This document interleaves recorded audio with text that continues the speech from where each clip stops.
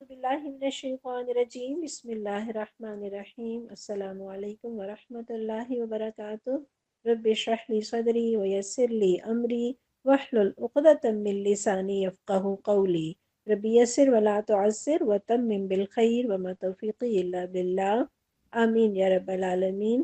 سبحانک لا علم لنا الا ما علمتنا، پروردگار ہم اپنی کم علمی کا آپ کے سامنے اعتراف کرتے ہیں۔ اے اللہ ہمیں نفع بخش علم عطا فرما، ہمیں دین کی سمجھ عطا فرما، آمین یا رب العالمین۔ الحمدللہ، اللہ کی رحمت سے آج ہم رمضان کے بعد اپنی فہم قرآن کورس کا سلسلہ، جو رمضان سے پہلے ہم نے سورہ نساء کی تکمیل تک مکمل کیا تھا، اس سلسلے کا دوبارہ سے آغاز کرنے جا رہے ہیں۔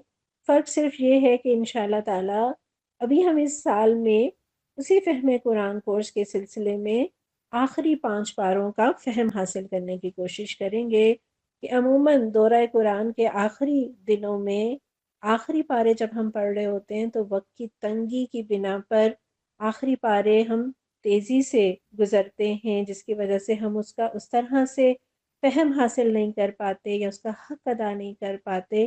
لہٰذا اس سال ہم نے یہ ارادہ کیا کہ ہم پہلے انشاءاللہ تعالیٰ قرآن کے آخری 5 پاروں کا فہم حاصل کرنے کی کوشش کریں گے، اور طریقہ کار وہی ہوگا کہ ہم ہر ہفتے ربع پارہ آیات ترجمے اور فہم کے ساتھ سیکھنے کی اور سمجھنے کی کوشش کریں گے۔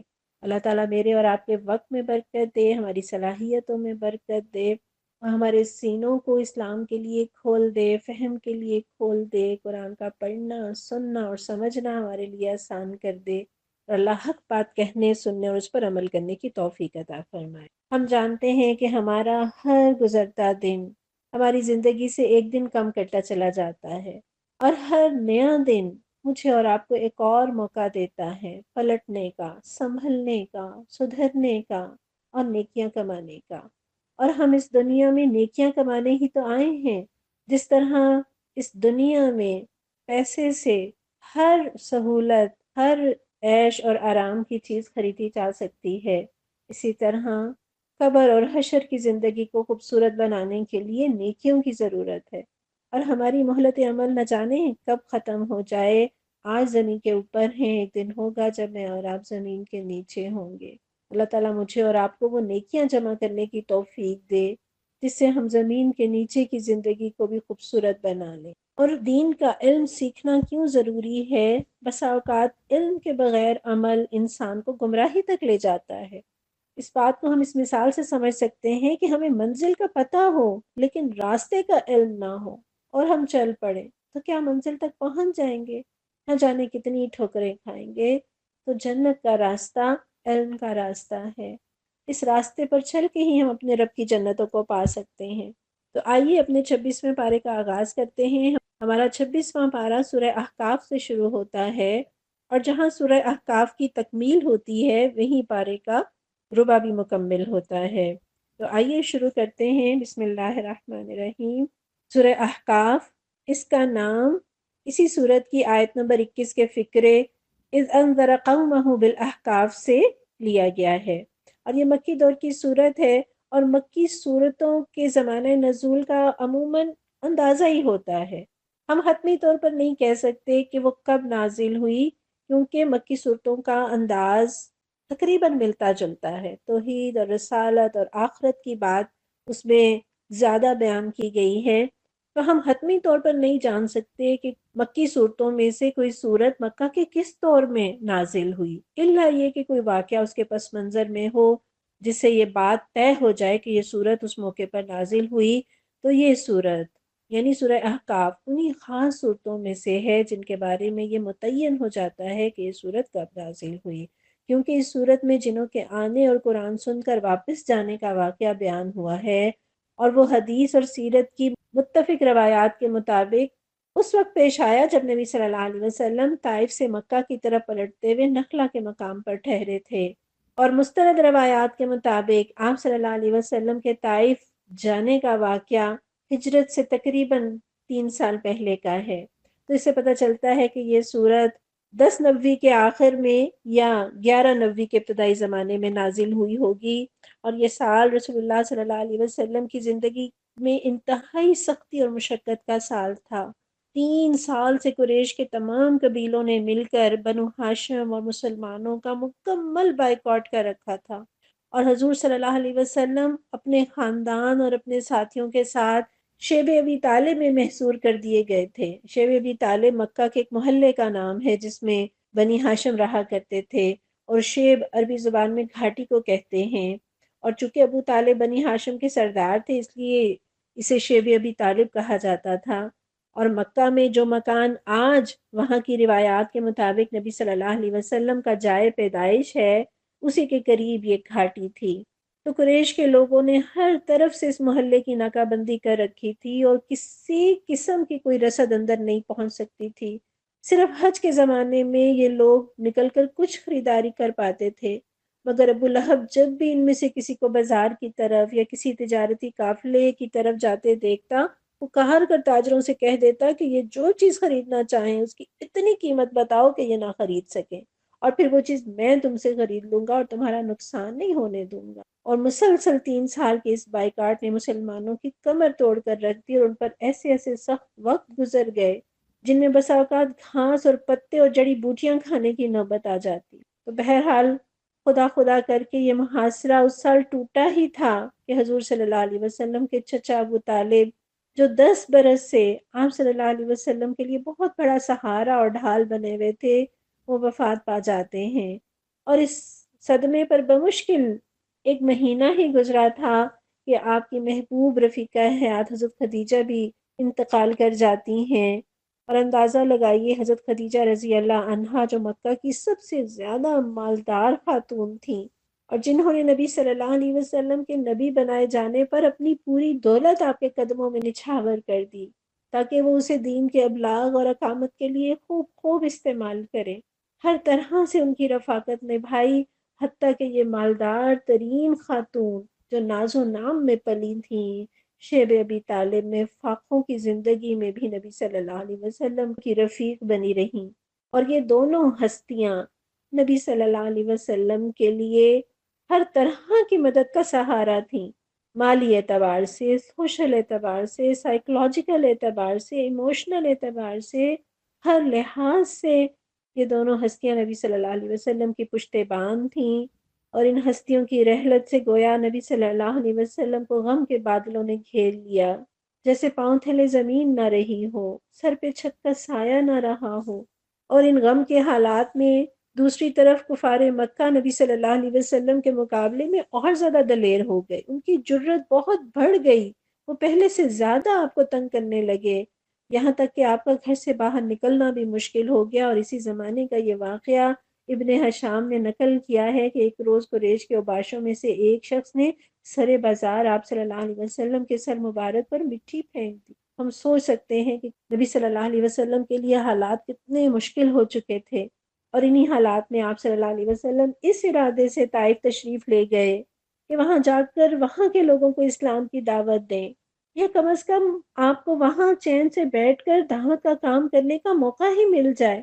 اور ہم جانتے ہیں کہ اسلام کی دعوت، اسلام کا نظریہ، اشہد اللہ الہ الا اللہ و اشہد ان محمد عبدہ و رسولہ، یہ محض چند الفاظ کا مجموعہ نہیں ہے، یہ ایک نظریہ ہے، یہ ایک نظام حیات ہے، یہ دین ہے۔ اور نظریہ اور نظام حیات کو زمین پر جھڑ پکڑنے کے لیے طاقت چاہیے ہوتی ہے، طاقتور لوگ چاہیے ہوتے ہیں۔ مکہ میں عموماً کمزور لوگوں نے آپ کی دعوت کو قبول کیا، اس لیے یہ نظریہ، یہ سوچ وہاں جھڑ نہ پکڑ سکی، اور آپ مکہ سے باہر تشریف لے گئے، شاید کہ کوئی وطن میسر آ جائے جہاں اطمینان سے آپ دین کے ابلاغ کا کام کر سکیں۔ اور روایات سے پتہ چلتا ہے کہ آپ صلی اللہ علیہ وسلم کو اس وقت کوئی سواری تک میسر نہیں تھی، مکہ سے طائف تک کا سارا سفر آپ صلی اللہ علیہ وسلم نے پیدل طے کیا، اور بعض روایات کے مطابق آپ تنہا تشریف لے گئے، اور بعض کے مطابق آپ کے ساتھ صرف حضرت زید بن حارثہ تھے۔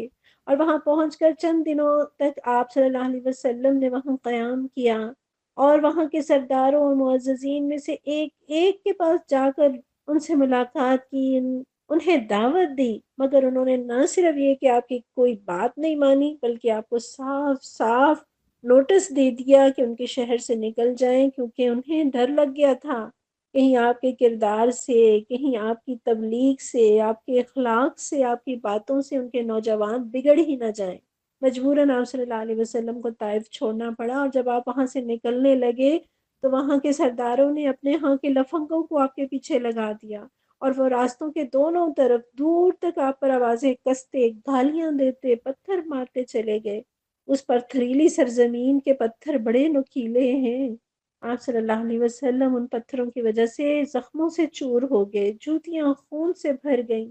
تصور کیجئے وہ 50 سالہ بزرگ ہستی جو انتہائی شریف اور معزز ہستی ہے، جو اعلیٰ خاندان سے تعلق رکھتی ہے، جو کوئی عام شخص نہیں ہے بلکہ اللہ کے رسول ہیں، اور اپنے کسی کام سے نہیں گئے ہیں، انہی لوگوں کی خیر خواہی اور محبت میں گئے ہیں۔ ان کے ساتھ کیسا سلوک ان لوگوں نے کیا! ہم سے لوگوں کے دو کڑوے جملے تک نہیں سنے جاتے۔ اتنی ہی نیکیوں کو محض اس وجہ سے ہم نے چھوڑ رکھا ہے کہ لوگ باتیں کریں گے۔ اللہ ہمیں اپنی اصلاح کرنے کی توفیق دے۔ اس حالت میں آپ صلی اللہ علیہ وسلم طائف کے باہر ایک باغ کی دیوار کے سائے میں بیٹھ گئے اور اپنے رب سے عرض کرنے لگے، پروردگار، میں تیرے ہی حضور اپنی بے بسی اور بے چارگی اور لوگوں کی نگاہ میں اپنی بے قدری کا شکوہ کرتا ہوں۔ اے ارحم الراحمین، تو ہی سارے کمزوروں کا رب ہے، اور میرا رب بھی تو ہی ہے۔ مجھے کس کے حوالے کر رہا ہے؟ کیا کسی بیگانے کے حوالے جو مجھ سے درستی کے ساتھ پیش آئے، یا کسی دشمن کے حوالے جو مجھ پر قابو پا لے؟ اگر تو مجھ سے ناراض نہیں ہے تو مجھے کسی مصیبت کی پرواہ نہیں ہے۔ ذرا دیکھیے، ذرا سوچئے، ایک ہی فکر ہے کہ کہیں رب ناراض نہ ہو جائے۔ غم ہے تو اس بات کا کہ کہیں میرا رب روٹھ نہ جائے۔ ہم پر کوئی مصیبت آتی ہے نا، سختی آتی ہے، پہلی سوچ یہ آتی ہے کہ نہ جانے مجھ سے کون سی خطا ہوئی ہے، نہ جانے مجھ سے رب ناراض ہو گیا ہے، اس لیے یہ معاملہ میرے ساتھ ہو رہا ہے۔ تو آپ صلی اللہ علیہ وسلم کو بھی فکر ہے تو اس بات کی کہ کہیں رب ناراض نہ ہو جائے، اور فرماتے ہیں مگر تیری طرف سے عافیت مجھے نصیب ہو جائے تو اس میں میرے لیے زیادہ کشادگی ہے۔ میں پناہ مانگتا ہوں تیری ذات کے اس نور کے جو اندھیرے میں اجالا اور دنیا اور آخرت کے معاملات کو درست کرتا ہے۔ مجھے اس سے بچا لے کہ تیرا غضب مجھ پر نازل ہو یا میں تیرے عطاب کا مستحق ہو جاؤں۔ تیری مرضی پر راضی ہوں یہاں تک کہ تو مجھ سے راضی ہو جائے، اور کوئی زور اور طاقت تیرے بغیر نہیں ہے۔ سبحان اللہ۔ نبی صلی اللہ علیہ وسلم کی فریادیں دیکھیے، کیسے رب سے عاجزی کے ساتھ دعائیں مانگ رہے ہیں، اور آپ صلی اللہ علیہ وسلم دل شکستہ اور غمگین پلٹ کر جب قرن المنازل کے قریب پہنچے تو انہیں یوں لگا جیسے آسمان پر ایک بادل چھایا ہوا ہے۔ نظر اٹھا کر دیکھا تو جبرائیل علیہ السلام سامنے تھے۔ انہوں نے پکار کر کہا، آپ کی قوم نے جو کچھ آپ کو جواب دیا ہے اللہ نے اسے سن لیا۔ اب یہ پہاڑوں کا منتظم فرشتہ اللہ نے بھیجا ہے، آپ جو حکم دینا چاہیں اسے دے سکتے ہیں۔ پھر پہاڑوں کے فرشتے نے آپ کو سلام کر کے عرض کیا، آپ فرمائیں تو دونوں طرف کے پہاڑ ان لوگوں پر الٹ دوں؟ آپ نے جواب دیا، نہیں، بلکہ میں امید رکھتا ہوں کہ اللہ ان کی نسل سے وہ لوگ پیدا کرے گا جو اللہ وحدہ لا شریک کی بندگی کریں گے۔ ذرا دیکھیے تو آپ صلی اللہ علیہ وسلم کا اخلاق، آپ کا صبر، آپ کی امید کہ اگر یہ لوگ نہیں مان رہے تو مجھے امید ہے کہ ان کی نسلوں میں موحد پیدا ہوں گے۔ اور کہا جاتا ہے کہ محمد بن قاسم انہی اہل طائف کی نسل سے تھا جو برِ صغیر میں اسلام لانے کا باعث بنا۔ ہم نبی صلی اللہ علیہ وسلم کی تکلیفوں کا، آپ کے دکھوں کا، آپ کے غموں کا حق ادا نہیں کر سکتے جو انہوں نے مجھ تک اور آپ تک اور ہماری نسلوں تک اسلام کا پیغام پہنچانے کے لیے اور ہمیں جہنم سے بچانے کے لیے جو زخم اٹھائے ہیں اور جو محنتیں کی ہیں۔ پھر نبی صلی اللہ علیہ وسلم جن سے ہم محبت بھی رکھتے ہیں، ایمان بھی رکھتے ہیں، جو ہمارے لیے رول ماڈل بھی ہیں، تو کیا رول ماڈل نظر آتا ہے کہ مکہ میں بھی مسلسل لوگوں کو اللہ کا پیغام سنا رہے ہیں، انہیں دین سے جوڑنے کے لیے، رب سے جوڑنے کے لیے محنتیں کر رہے ہیں۔ لوگ جھٹلا رہے ہیں، نہیں مان کر دے رہے، لیکن آپ اپنا کام کیے چلے جا رہے ہیں۔ حتیٰ کہ آپ سفر اختیار کرتے ہیں، دوسرے شہر جاتے ہیں، وہاں لوگوں کو اسلام کی طرف بلاتے ہیں کہ اسلام کی دعوت سے آپ کو کس قدر محبت ہے، کیسی تمنا ہے کہ لوگ دین کی طرف آ جائیں۔ تو اللہ یہ محبت، یہ تمنا میرے اور آپ کے دل میں بھی ایسی جاگ جائے کہ ہم ایک اچھے مسلمان، اچھے دائی اور اچھے مبلغ بن کر رہیں۔ پھر نبی صلی اللہ علیہ وسلم کے بارے میں آتا ہے کہ آپ چند روز نخلا کے مقام پر ٹھہر گئے اور پریشان تھے کہ اب مکہ کیسے واپس جاؤں، طائف میں جو گزرا تھا اس کی خبریں وہاں پہنچ چکی ہوں گی، اور اس کے بعد تو کفار پہلے سے بھی زیادہ دلیر ہو جائیں گے۔ انہی دنوں میں ایک دن رات کو آپ نماز میں قرآن کی تلاوت فرما رہے تھے، اور جنوں کے گروہ کا وہاں سے گزر ہوا، انہوں نے قرآن سنا، ایمان لائے، واپس جا کر اپنی قوم میں اسلام کی تبلیغ شروع کر دی۔ اور اللہ تعالیٰ نے اپنے نبی صلی اللہ علیہ وسلم کو یہ خوشخبری سنائی کہ انسان چاہے آپ کی دعوت سے بھاگ رہے ہوں، مگر بہت سے جن آپ کی دعوت قبول کر چکے ہیں اور وہ اسے اپنی جنس میں پھیلا رہے ہیں، یعنی آپ کا سفر طائف اور مشقت رائے گا نہیں گی۔ پتہ چلا کہ اگر آپ کے اندر اخلاص ہے نا تو محنتیں اللہ تعالیٰ ضائع نہیں کرتا۔ تو آئیے سورت کو شروع کرتے ہیں۔ حامیم تنزیل الکتاب من اللہ العزیز الحکیم۔ اس کتاب کا نزول اللہ زبردست اور دانا کی طرف سے ہے۔ یہاں الکتاب میں الف لام کی وجہ سے ترجمے میں ہم کہہ رہے ہیں کہ اس کتاب کا نزول، یعنی وہ خاص کتاب، وہ خاص مکتوب جو پڑھ کر سنایا جا رہا ہے وہ کس کی طرف سے ہے۔ اور بحث ہی اس وقت یہ چل رہی تھی کہ آپ صلی اللہ علیہ وسلم جو کلام پیش کر رہے ہیں کیا وہ واقعی اللہ کا کلام ہے، یہ انہوں نے خود گھڑ لیا ہے۔ تو یہاں بس یہ بتانے پر اللہ تعالیٰ اکتفا کر رہے ہیں کہ یہ محمد صلی اللہ علیہ وسلم کا کلام نہیں ہے، بلکہ یہ اللہ کا کلام ہے جو اللہ نے خود نازل فرمایا ہے۔ اور یہ محض ایک اناؤنسمنٹ ہی نہیں ہے، بلکہ یہ بہت بڑا دعویٰ بھی ہے، چیلنج بھی ہے، اور اس کے اندر ایک بہت بڑی خوشخبری اور بہت بڑا انذار بھی چھپا ہوا ہے۔ کیسے کہ یہ اعلان فوراً ہی آدمی کے سامنے یہ سوال لا کھڑا کرتا ہے کہ اس دعوے کو مانوں یا نہ مانوں۔ اگر مانتا ہوں کہ یہ رب کا کلام ہے تو اس کے حکموں کو ماننا پڑے گا، پھر اس کے مقابلے میں میری کوئی مرضی یا آزادی باقی نہیں رہ سکتی، اور مان جاؤں تو بشارتیں ہی بشارتیں ہیں۔ اور اگر نہیں مانتا تو یہ بہت بڑا خطرہ ہے کہ اگر واقعی اللہ کا کلام ہوا تو اسے رد کرنے کا نتیجہ بدبختی اور عذاب کی صورت میں ظاہر ہوگا۔ پھر اس کے ساتھ ساتھ اس آیت میں اللہ کی دو صفات کا ذکر بھی ہے، تاکہ وہ اس کلام کو کوئی معمولی چیز نہ سمجھیں بلکہ اس کی اہمیت کو محسوس کریں، کیونکہ کلام کرنے والا جتنی اعلیٰ صفات والا ہوگا اس کا کلام بھی اتنا ہی اعلیٰ اور کامل ہوگا۔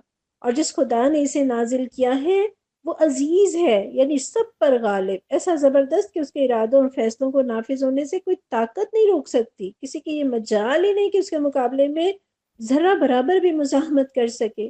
اور اس کا زبردست ہونا اس بات کا تقاضا کرتا ہے کہ انسان اس کے حکموں کی نافرمانی کی جسارت نہ کرے، اور اگر وہ نافرمانی کرے گا تو اس کی سزا سے بچ نہیں سکتا۔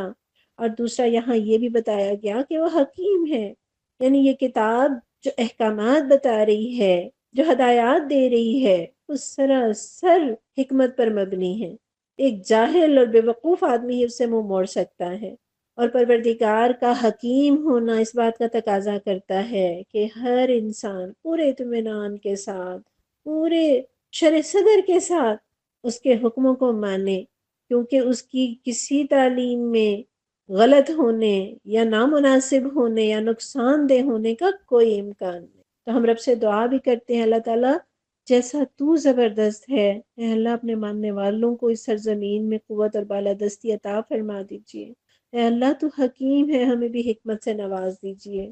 اگلی آیت ہے ما خلقنا السماوات والارض وما بینہما الا بالحق واجل مسمى والذین کفروا عما انذروا معرضون۔ ہم نے زمین اور آسمانوں کو اور ان ساری چیزوں کو جو ان کے درمیان ہیں برحق اور ایک مدت خاص کے تعین کے ساتھ پیدا کیا ہے، مگر یہ کافر لوگ اس حقیقت سے منہ موڑے ہوئے جس سے ان کو خبردار کیا گیا ہے۔ اچھا، قرآن کا جو بنیادی مضمون ہے وہ کیا ہے؟ توحید اور آخرت، اور یہ دونوں باتیں اس آیت میں اللہ تعالیٰ نے بیان کی ہیں۔ اور یہ سب مانتے ہیں کہ آسمان اور زمین اور ان کے درمیان کی ساری چیزوں کو اللہ ہی نے پیدا کیا ہے۔ تو جب ہم یہ تسلیم کرتے ہیں کہ کائنات کا خالق اللہ ہے، تو اس کائنات کے بارے میں کوئی بھی بات ہوگی نا تو وہ اسی رب کی معتبر ہوگی جس نے یہ کائنات بنائی ہے۔ اور اللہ تعالیٰ فرما رہے ہیں کہ ہم نے آسمان اور زمین اور ان کی ساری چیزوں کو حق کے ساتھ پیدا فرمایا ہے۔ حق کسے کہتے ہیں؟ حق اسے کہتے ہیں جو حقیقت کے عین مطابق ہو۔ تو پروردگار کہہ رہے ہیں ہم نے اس کتاب کو تیری طرف حق کے ساتھ نازل کیا، یعنی اس کی ہر بات درست ہے، اس کی کوئی بات حقیقت کے خلاف نہیں ہے، لہٰذا اس پر عمل کرنا لازم ہے۔ قرآن کے جو بنیادی مضامین ہیں ان میں سب سے اہم مضمون توحید اور آخرت ہے، اور یہ دونوں مضامین اسی ایک آیت میں اللہ تعالیٰ نے بیان کر دیے۔ اور یہاں کائنات کا ذکر، اس میں کوئی چیز باطل نہیں ہے، اس میں کوئی خامی نہیں ہے، کوئی غلطی نہیں ہے، یہ بے مقصد نہیں ہے، یہ محض کھیل کے لیے دنیا اللہ نے نہیں بنائی، بلکہ اس کے پیدا کرنے میں بڑی حکمتیں ہیں۔ اور جس طرح اس کائنات کا بالحق ہونا واضح ہے، اسی طرح اس کے بالحق ہونے کا یہ تقاضا بھی ہے کہ دنیا ہمیشہ برابر اسی طرح چلتی نہ رہے، بلکہ یہ ایک مقررہ مدت تک کے لیے ہو، جس کے بعد یہ ختم ہو جائے، پھر عدالت لگے، جس نے اس میں نیکی کمائی ہو اس کو نیکی کا صلہ ملے، جس نے بدی کمائی ہو وہ اپنے بدی کی سزا بھگتے۔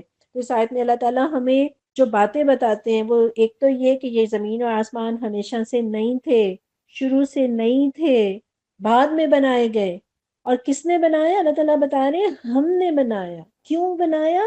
حکمت کے تحت بنایا، فضول اور بیکار نہیں بنایا۔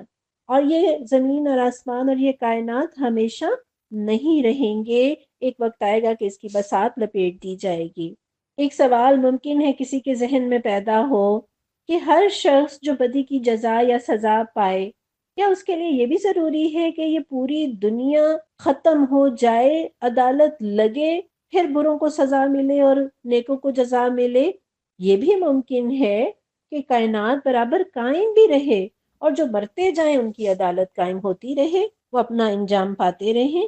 لیکن نہیں، اللہ تعالیٰ نے اس عدالت کے لیے، اس انصاف کے لیے، اس جزا اور سزا کے لیے اس پوری دنیا کے نظام کو لپیٹنا ہے۔ کیوں؟ اس لیے کہ انسان کا ہر عمل، خواہ وہ نیکی کا ہو یا برائی کا ہو، وہ اپنے اندر متعدی ہونے کی صلاحیت رکھتا ہے۔ ایک انسان کوئی اچھی بات کہتا ہے، کوئی اچھا کام کرتا ہے، کسی نیکی کا بیج بوتا ہے اور اس کی برکتوں سے صدیوں تک دنیا فائدہ اٹھاتی ہے۔ اسی طرح ایک شخص کوئی برا کام کرتا ہے، کوئی بری بات کہتا ہے اور اس کی برائی کے اثرات کہاں کہاں تک پہنچتے ہیں، کتنے انسانوں کو اپنی لپیٹ میں لیتے ہیں، نسل در نسل اس کی برائی سے کتنے لوگ متاثر ہوتے ہیں، سیکھتے ہیں اور اسے اپناتے ہیں۔ تو اس لیے کسی کی نیکی یا برائی کا صحیح اندازہ کرنا ہو تو یہ ضروری ہوگا کہ اس کے سارے اثرات اس کے سامنے لے آئے جائیں، اور کائنات میں سے جو چیز بھی اس نیکی یا برائی کی گواہ ہو اس کو پیش کیا جائے، خواہ وہ کرسی ہو، ڈائس ہو، یہ زمین ہو یا سواری۔ ان گواہوں کی گواہی کے بغیر عدل ممکن نہیں۔ اسی لیے یہ ضروری ہے کہ ایک دن اس دنیا کی مدت پوری ہو اور اللہ ایک ایسی عدالت میں لوگوں کا فیصلہ کرے جس میں سب حاضر ہوں، یہاں تک کہ زمین اور آسمان بھی موجود ہوں، تاکہ اگر کسی معاملے میں ان کی گواہی مطلوب ہو تو وہ بھی گواہی دے سکے۔ اور اللہ تعالیٰ اس آیت میں فرماتے ہیں نا، وہ لوگ کہ جو کافر ہیں، انذروا، انہیں خبردار کیا جا رہا ہے، مگر ان کا رویہ کیا ہے؟ معرضون، وہ اعراض برتتے ہیں، وہ اس سے منہ پھیرتے ہیں، نہ اس پر ایمان لاتے ہیں، نہ اس سے بچنے کی تیاری کرتے ہیں، نہ اس پر غور و فکر ہی کرتے۔ تو آخرت کے بارے میں، قرآن کے بارے میں، دین کے بارے میں بے فکری کا رویہ، لاپرواہی کا رویہ، بے توجہی کا رویہ، یہ بہت بڑے نقصان کا پیش خیمہ ہو سکتا ہے۔ غور و فکر کرنا واجب ہے، کہاں سے آئے ہیں، کیوں آئے اور کہاں جانا ہے، یہ سوچنا سمجھنا اور اس کے مطابق عمل کرنا بڑا ضروری ہے۔ آیت نمبر 4 دیکھیے، قُلْ أَرَأَيْتُم مَّا تَدْعُونَ مِن دُونِ اللَّهِ أَرُونِي مَاذَا خَلَقُوا مِنَ الْأَرْضِ أَمْ لَهُمْ شِرْكٌ فِي السَّمَاوَاتِ ائْتُونِي بِكِتَابٍ مِّن قَبْلِ هَٰذَا أَوْ أَثَارَةٍ مِّنْ عِلْمٍ إِن كُنتُمْ صَادِقِينَ۔ اے نبی صلی اللہ علیہ وسلم ان سے کہہ دیجئے، کبھی تم نے آنکھیں کھول کر دیکھا، یعنی تم نے غور بھی کیا کہ وہ ہستیاں ہیں کیا جنہیں تم خدا کو چھوڑ کر پکارتے ہو؟ ذرا مجھے دکھاؤ تو صحیح کہ زمین میں انہوں نے کیا پیدا کیا ہے، یا آسمانوں کی تخلیق و تدبیر میں ان کا کیا حصہ ہے؟ اس سے پہلے آئی بھی کوئی کتاب یا علم کا کوئی بقیہ ان عقائد کے ثبوت میں تمہارے پاس ہو تو وہی لے آؤ اگر تم سچے ہو۔ یعنی کیا کہا جا رہا ہے کہ مجھے دکھاؤ تو صحیح کہ زمین اور آسمان کی کون سی چیز ہے جو پوری کی پوری انہوں نے بنائی ہو، یا زمین اور آسمان کی کوئی چیز ایسی ہی دکھا دو جو پوری نہ صحیح اس کے بنانے یا چلانے میں ان کا حصہ ہی ہو۔ کبھی آپ نے سنا کہ یہ پہاڑ فرعون نے بنائے تھے یا دریا نمرود نے تخلیق کیے تھے؟ ثابت کرنا تو دور کی بات، ایسا یا اس قسم کا کوئی بھی دعویٰ کرنے والا تاریخ میں کبھی موجود نہیں رہا۔ اور توحید کی سب سے بڑی دلیل یہی ہے کہ اللہ بلا مقابلہ، بلا شرکت غیر، اس کائنات کا خالق بھی ہے اور مالک بھی ہے۔ پھر یہ بات کہ اللہ کا کوئی شریک ہے یا نہیں، اس حوالے سے اصل گواہی خود اللہ ہی کی ہو سکتی ہے کہ اس نے اپنا شریک کسی کو بنایا یا نہیں، اور بنایا تو کس کو بنایا ہے۔ اور اللہ کی گواہی جاننے کا واحد ذریعہ اس کی نازل کردہ کتابیں ہیں، یا اس کے انبیاء اور رسولوں کے اقوال ہیں، احادیث ہیں، جو ان کے ذریعے اسلاف کو اور سلف سے پھر خلف کو منتقل ہوئیں۔ لیکن پچھلی تمام کتابوں میں، خواہ وہ تورات ہو، انجیل ہو یا اسرائیلی روایات ہوں، کہیں شرک کے بارے میں کوئی دلیل نہیں ملتی۔ حالانکہ ان صحیفوں میں اگرچہ بہت سی تبدیلیاں ہو چکی ہیں، لیکن پھر بھی ان کے اندر شرک کا کوئی شائبہ تک نہیں ہے۔ مشرکین مکہ بھی اپنے باپ دادا کے طریقے پر ہونے کے مدعی ضرور تھے، لیکن قرآن کے بار بار چیلنج کرنے کے باوجود وہ یہ ثابت نہ کر سکے کہ ان کے باپ دادا کے طریقے کی بنیاد کس شرعی یا عقلی دلیل پر تھی۔ ہمیشہ وہ یہی کہتے رہے کہ جس طریقے پر ہم نے اپنے باپ دادا کو پایا ہے اسی پر ہم چلتے رہیں گے، قطع نظر اس کے کہ انہوں نے یہ طریقہ کہاں سے لیا ہے۔ تو بہرحال اس سے ہمیں یہ بھی پتہ چلتا ہے کہ دین کے بارے میں دلیل کے طور پر یا آسمانی کتاب پیش کی جا سکتی ہے یا انبیاء کی احادیث، اس کے علاوہ کسی کی تصنیف کو یا کسی کے قول کو دین کے حوالے سے بطور دلیل پیش نہیں کیا جا سکتا۔ آیت نمبر 5، وَمَنْ أَضَلُّ مِمَّنْ يَدْعُو مِن دُونِ اللَّهِ مَن لَّا يَسْتَجِيبُ لَهُ إِلَىٰ يَوْمِ الْقِيَامَةِ وَهُمْ عَن دُعَائِهِمْ غَافِلُونَ۔ آخر اس شخص سے زیادہ بہکا ہوا انسان اور کون ہوگا جو اللہ کو چھوڑ کر ان کو پکارے جو قیامت تک اسے جواب نہیں دے سکتے، بلکہ اس سے بھی بے خبر ہیں کہ پکارنے والے ان کو پکار رہے ہیں۔ یہ جو اللہ تعالیٰ سوال کر رہے ہیں نا کہ آخر اس شخص سے زیادہ بہکا ہوا کون ہوگا، یہ دراصل سوال نہیں ہے، بلکہ اس بات کا اظہار ہے کہ اس سے بڑھ کر کوئی گمراہ ہے ہی نہیں جو اللہ کو چھوڑ کر ایسی ہستیوں کو پکارے جو قیامت تک بھی نہ ان کی دعا کو قبول کر سکتے ہیں، نہ ان کے پاس یہ اختیار ہی ہے، بلکہ انہیں تو ان کے پکارنے کی خبر ہی نہیں۔ یہاں من کا لفظ آیا ہے نا، اور من ذوی العقول کے لیے آتا ہے، اس لیے اس سے مراد وہ ہستیاں ہیں جنہیں لوگ اللہ کے سوا پکارتے ہیں، اور ان میں انسان، جن، فرشتے، نبی، ولی، نیک، بد، زندہ، مردہ سب شامل ہیں۔ اور رہے پتھر، بت اور قبریں وغیرہ تو انہیں پکارتے اور پوچھتے وقت مشرکین بھی ان بتوں یا قبروں کی بجائے دراصل ان ہستیوں ہی کو پکار رہے ہوتے تھے جن کے وہ بت یا قبریں تھیں، ورنہ انہیں بت بنانے کی کیا ضرورت تھی، کسی بھی پتھر کی پوجا کر لیتے۔ مشرکین عرب نے عین کعبہ کے اندر ابراہیم اور اسماعیل علیہ السلام کی مورتیں بنا کر رکھی ہوئی تھیں، جنہیں فتح مکہ کے موقع پر رسول اللہ صلی اللہ علیہ وسلم کے حکم سے کعبہ سے نکالا گیا۔ تو اس آیت سے پتہ چلتا ہے کہ اللہ کے سوا کوئی بھی نہ کسی کی پکار سنتا ہے، نہ اس کی فریاد پوری کر سکتا ہے۔ اور یہاں پکار سننے سے مراد یا جواب دینے سے مراد جوابی کارروائی کرنا ہے، اور قرآن یہ بات بار بار دہراتا ہے۔ سورہ رعد میں اللہ تعالیٰ فرماتے ہیں کہ برحق پکارنا صرف اسی کے لیے ہے، اور جن کو وہ اس کے سوا پکارتے ہیں ان کی دعا کچھ بھی قبول نہیں کرتے مگر اس شخص کی طرح جو اپنی دونوں ہتھیلیاں پانی کی طرف پھیلانے والا ہے تاکہ وہ اس کے منہ تک پہنچ جائے، حالانکہ وہ اس تک ہرگز پہنچنے والا نہیں۔ اور نہیں ہے کافروں کا پکارنا مگر سراسر بے سود، یعنی جس طرح پانی کی طرف ہاتھ پھیلا کر یہ دعا مانگنا کہ پانی اس کے لبوں تک پہنچ جائے، وہ پانی کبھی بھی اس کے منہ تک نہیں پہنچے گا، بالکل اسی طرح ان دوسری ہستیوں کو پکارنا بیکار ہے۔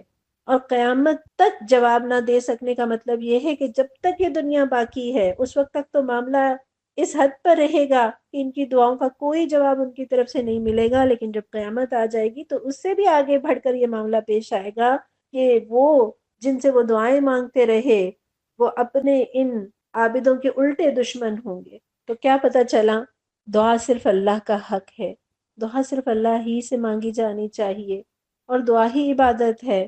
اللہ کے سوا کسی اور سے دعائیں مانگنا، کسی اور کو مشکل کشا سمجھنا، رازق سمجھنا، زندگی دینے والا سمجھنا، اولاد دینے والا سمجھنا، یہ شرک ہے۔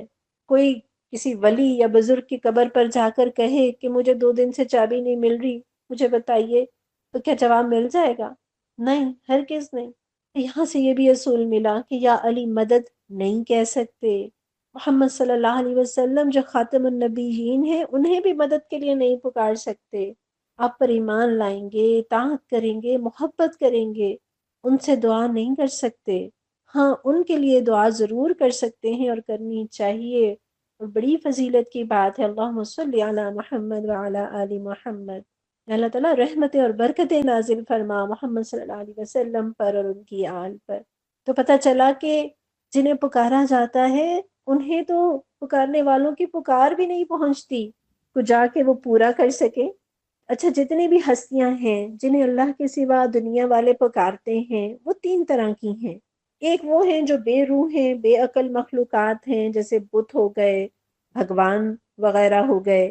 دوسری وہ ہستیاں ہیں، وہ بزرگ انسان جو گزر چکے۔ اور تیسری طرح کی ہستیاں وہ ہیں جو گمراہ ہیں، جو خود بھی بگڑے ہوئے تھے اور جو دوسروں کو بھی بگاڑ کر دنیا سے رخصت ہوئے۔ تو پہلی قسم کے معبود جو بے روح اور بے عقل مخلوقات ہیں، ان کا تو اپنے عابدوں کی دعاؤں سے بے خبر رہنا ظاہر ہی ہے۔ رہے دوسری قسم کے معبود جو اللہ کے مقرب انسان تھے، ولی تھے، بزرگ تھے، پیغمبر تھے، تو ان کے بے خبر رہنے کی دو وجوہات ہیں۔ ایک تو یہ کہ وہ اللہ کے پاس اس دنیا میں ہیں جہاں انسانی آوازیں براہ راست نہیں پہنچتی، اور دوسرا یہ کہ اللہ اور اس کے فرشتے بھی ان تک یہ اطلاع نہیں پہنچاتے کہ جن لوگوں کو آپ ساری عمر اللہ سے دعائیں مانگنا سکھاتے رہے، وہ اب الٹا آپ سے دعائیں مانگ رہے ہیں، اس لیے کہ اس اطلاع سے بڑھ کر ان کو صدمہ پہنچانے والی کوئی چیز نہیں ہو سکتی۔ اور اللہ اپنے نیک بندوں کی روحوں کو اذیت دینا پسند نہیں کرتا۔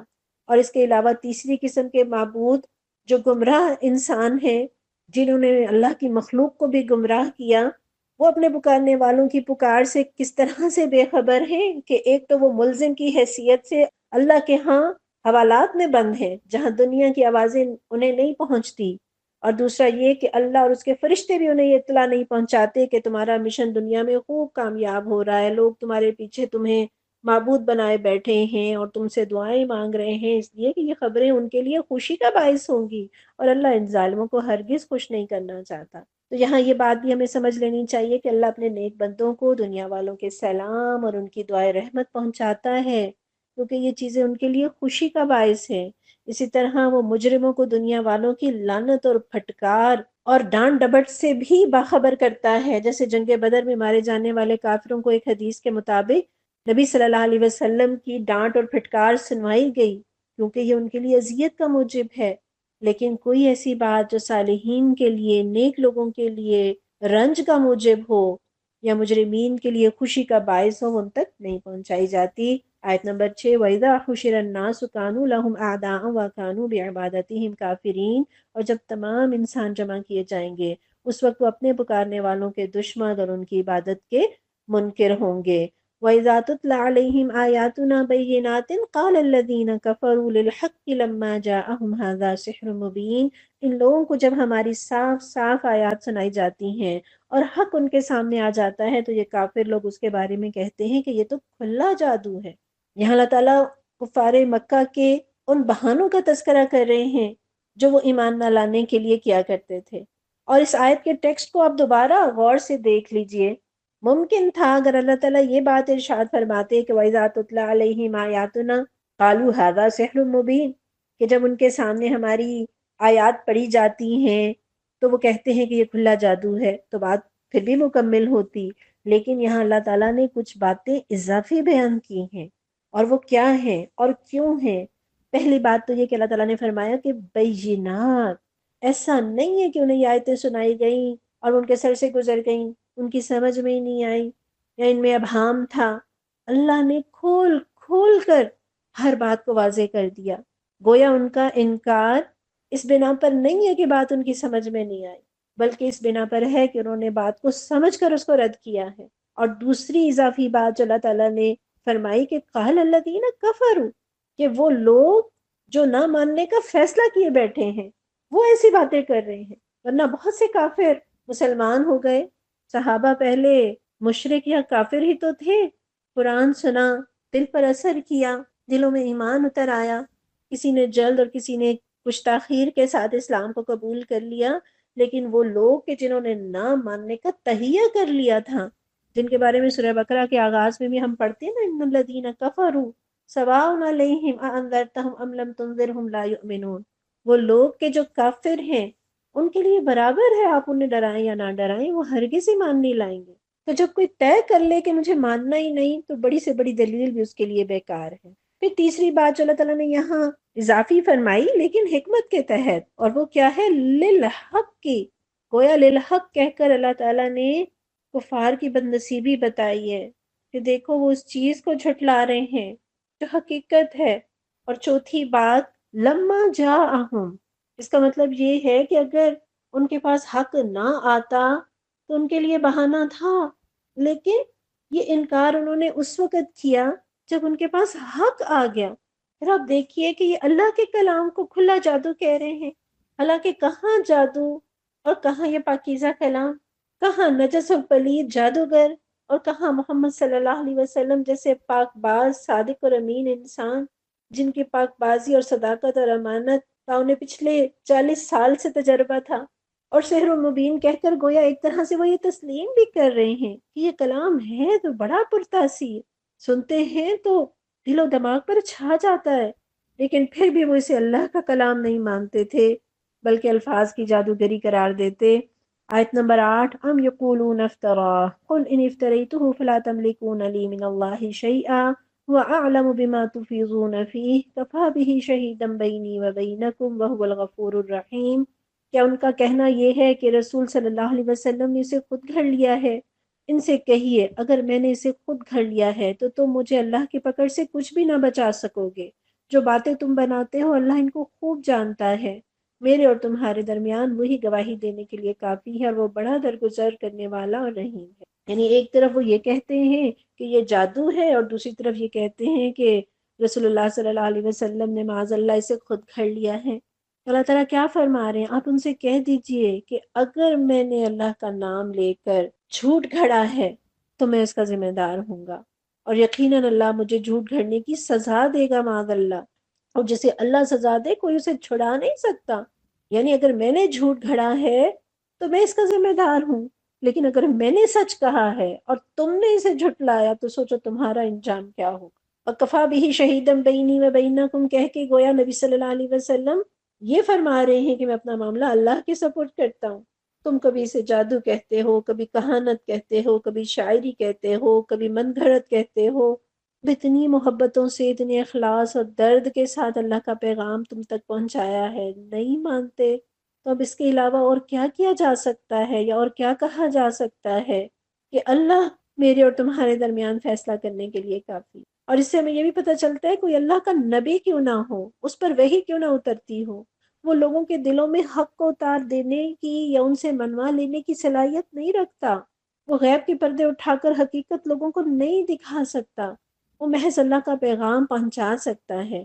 پھر یہاں یہ بھی پتہ چل رہا ہے کہ جب فریق مخالف ضد اور ہٹ دھرمی پر اتر آئے اور سورج کی طرح روشن بات کو بھی چھٹلا دے تو دائی کے لیے بس اس کے سوا اور کیا چارہ رہ جاتا ہے کہ وہ معاملہ اللہ کے حوالے کر کے بحث کو ختم کر دے۔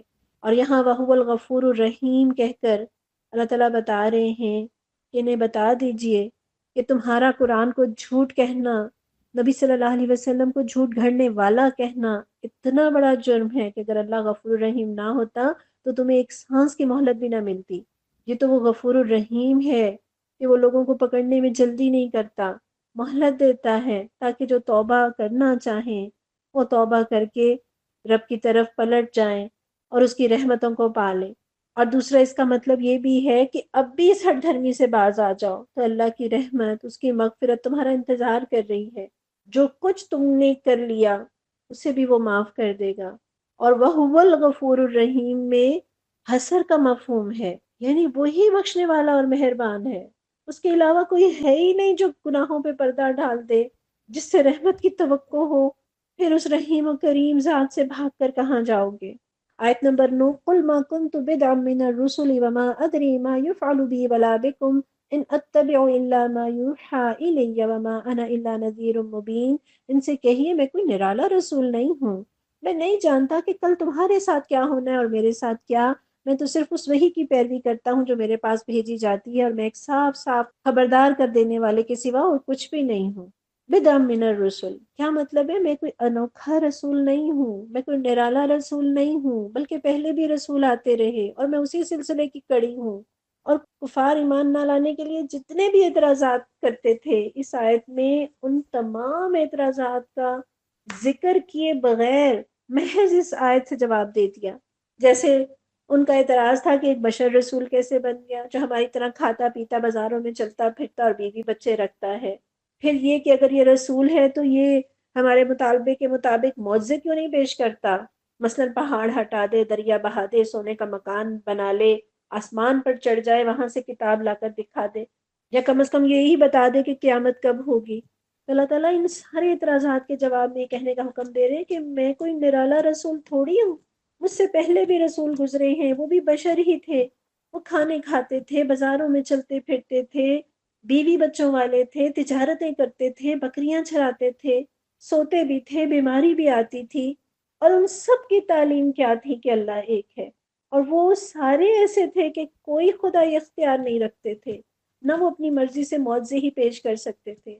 اور پھر یہاں وما ادری ما یفعل بی ولا بکم، کہ ان سے کہہ دو کہ میں نہیں جانتا کہ میرے ساتھ کیا کیا جائے گا اور تمہارے ساتھ کیا کیا جائے گا۔ جیسے ابھی طائف کا ذکر ہم نے پڑھا، آپ کتنی امیدیں لے کر گئے تھے، کیا آپ جانتے تھے کہ وہاں کیا ہوگا، ادھر کے لوگ کیا رسپانس دیں گے؟ اگر معلوم ہوتا تو آپ پیدل اتنا طویل سفر کیوں اختیار کرتے؟ اور یہاں ما یفعلو، اس میں فاعل کا ذکر نہیں ہے، کیوں؟ اس لیے تاکہ فاعل عام رہے، یعنی ہم نہیں جانتے کہ اللہ ہمارے ساتھ کیا کرے گا اور لوگ کیا کریں گے۔ اور پھر یہ بھی ذکر نہیں کیا گیا کہ کس وقت کیا کیا جائے گا، تاکہ یہ بات بھی عام رہے کہ ہمارے ساتھ دنیا میں کیا کیا جائے گا اور آخرت میں کیا کیا جائے گا ہم نہیں جانتے۔ اس لیے میرے سے وہ باتیں نہ پوچھو جو میرے دائرۂ اختیار میں نہیں، میں تو صرف وہی جانتا ہوں، میں تو صرف شریعت کا علم جانتا ہوں، میرے سے شریعت کے احکامات کے بارے میں جانو، میں تو صرف ایک دائی ہوں۔ نبی صلی اللہ علیہ وسلم کی عاجزی دیکھیے اس فکرے میں، اللہ ہمیں بھی عاجزی سکھا دے۔ پھر وما ادری ما یفعل بی ولا بکم، کہ میں نہیں جانتا میرے ساتھ کیا ہوگا اور تمہارے ساتھ کیا۔ اس حوالے سے یہ واقعہ آپ کو سناتی ہوں، بخاری کی 1243 1243 نمبر کی حدیث ہے۔ ام علا انصار کی ایک عورت تھیں جنہوں نے نبی صلی اللہ علیہ وسلم سے بیعت کی، بتاتی ہیں کہ جب مہاجرین قرعہ ڈال کر انصار میں بانٹ دیے گئے تو حضرت عثمان بن مظعون رضی اللہ عنہ ہمارے حصے میں آئے۔ فرماتی ہیں کہ ہم نے انہیں اپنے گھر میں رکھا، آخر وہ بیمار ہوئے، اسی میں وفات پا گئے۔ وفات کے بعد غسل دیا گیا، کفن میں لپیٹ دیا گیا، رسول اللہ صلی اللہ علیہ وسلم تشریف لائے۔ فرماتی ہیں میں نے کہا ابو صائب آپ پر اللہ کی رحمتیں ہوں، میری آپ کے بارے میں شہادت یہ ہے کہ اللہ نے آپ کی عزت فرمائی ہے۔ اس پر نبی صلی اللہ علیہ وسلم نے فرمایا تمہیں کیسے معلوم ہوا کہ اللہ نے ان کی عزت فرمائی ہے؟ تو فرماتی ہیں میں نے کہا یا رسول اللہ میرے ماں باپ آپ پر قربان ہوں، پھر کس کی اللہ عزت افزائی کرے گا؟ آپ نے فرمایا اس میں شبہ نہیں کہ ان کی موت آ چکی، اور اللہ کی قسم میں بھی ان کے لیے خیر ہی کی امید رکھتا ہوں، لیکن واللہ مجھے خود اپنے بارے میں بھی معلوم نہیں کہ میرے ساتھ کیا معاملہ ہوگا، حالانکہ میں اللہ کا رسول ہوں۔ تو میں اللہ فرماتی ہیں اللہ کی قسم اب میں کبھی کسی کے بارے میں اس طرح کی گواہی نہیں دوں۔ تو کیا پتا چلا، بس اللہ سے اچھا گمان رکھیں، اللہ سے دعا کر سکتے ہیں، اس سے اچھی امید لگا سکتے ہیں، کوئی ججمنٹ یا سٹیٹمنٹ پاس نہیں کر سکتے۔ ہمیں اپنی حیثیت نہیں بھولنی چاہیے، ہم تو اپنے بارے میں بھی نجات کی گارنٹی نہیں رکھتے، تو کسی کے انجام کے بارے میں کیسے فتویٰ دے سکتے ہیں؟ تو نہ غیب کا علم میرے اور آپ کے پاس ہے اور نہ فیصلے کا کوئی اختیار ہی ہم رکھتے ہیں۔ پھر ما یفعل بی ولا بکم، اس حوالے سے یہ بھی دیکھیے کہ حضرت ابراہیم علیہ السلام کی زندگی کے تمام واقعات اس بات کی دلیل ہیں کہ پیغمبر کو آنے والے واقعات کا اتنا ہی علم ہوتا ہے جتنا اسے بتا دیا جائے۔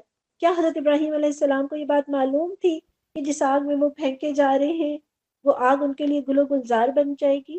اگر انہیں یہ بات معلوم ہوتی اور ان کی جگہ میرے اور آپ کے جیسے کمزور ایمان والے بھی ہوتے نا تو کود پڑتے۔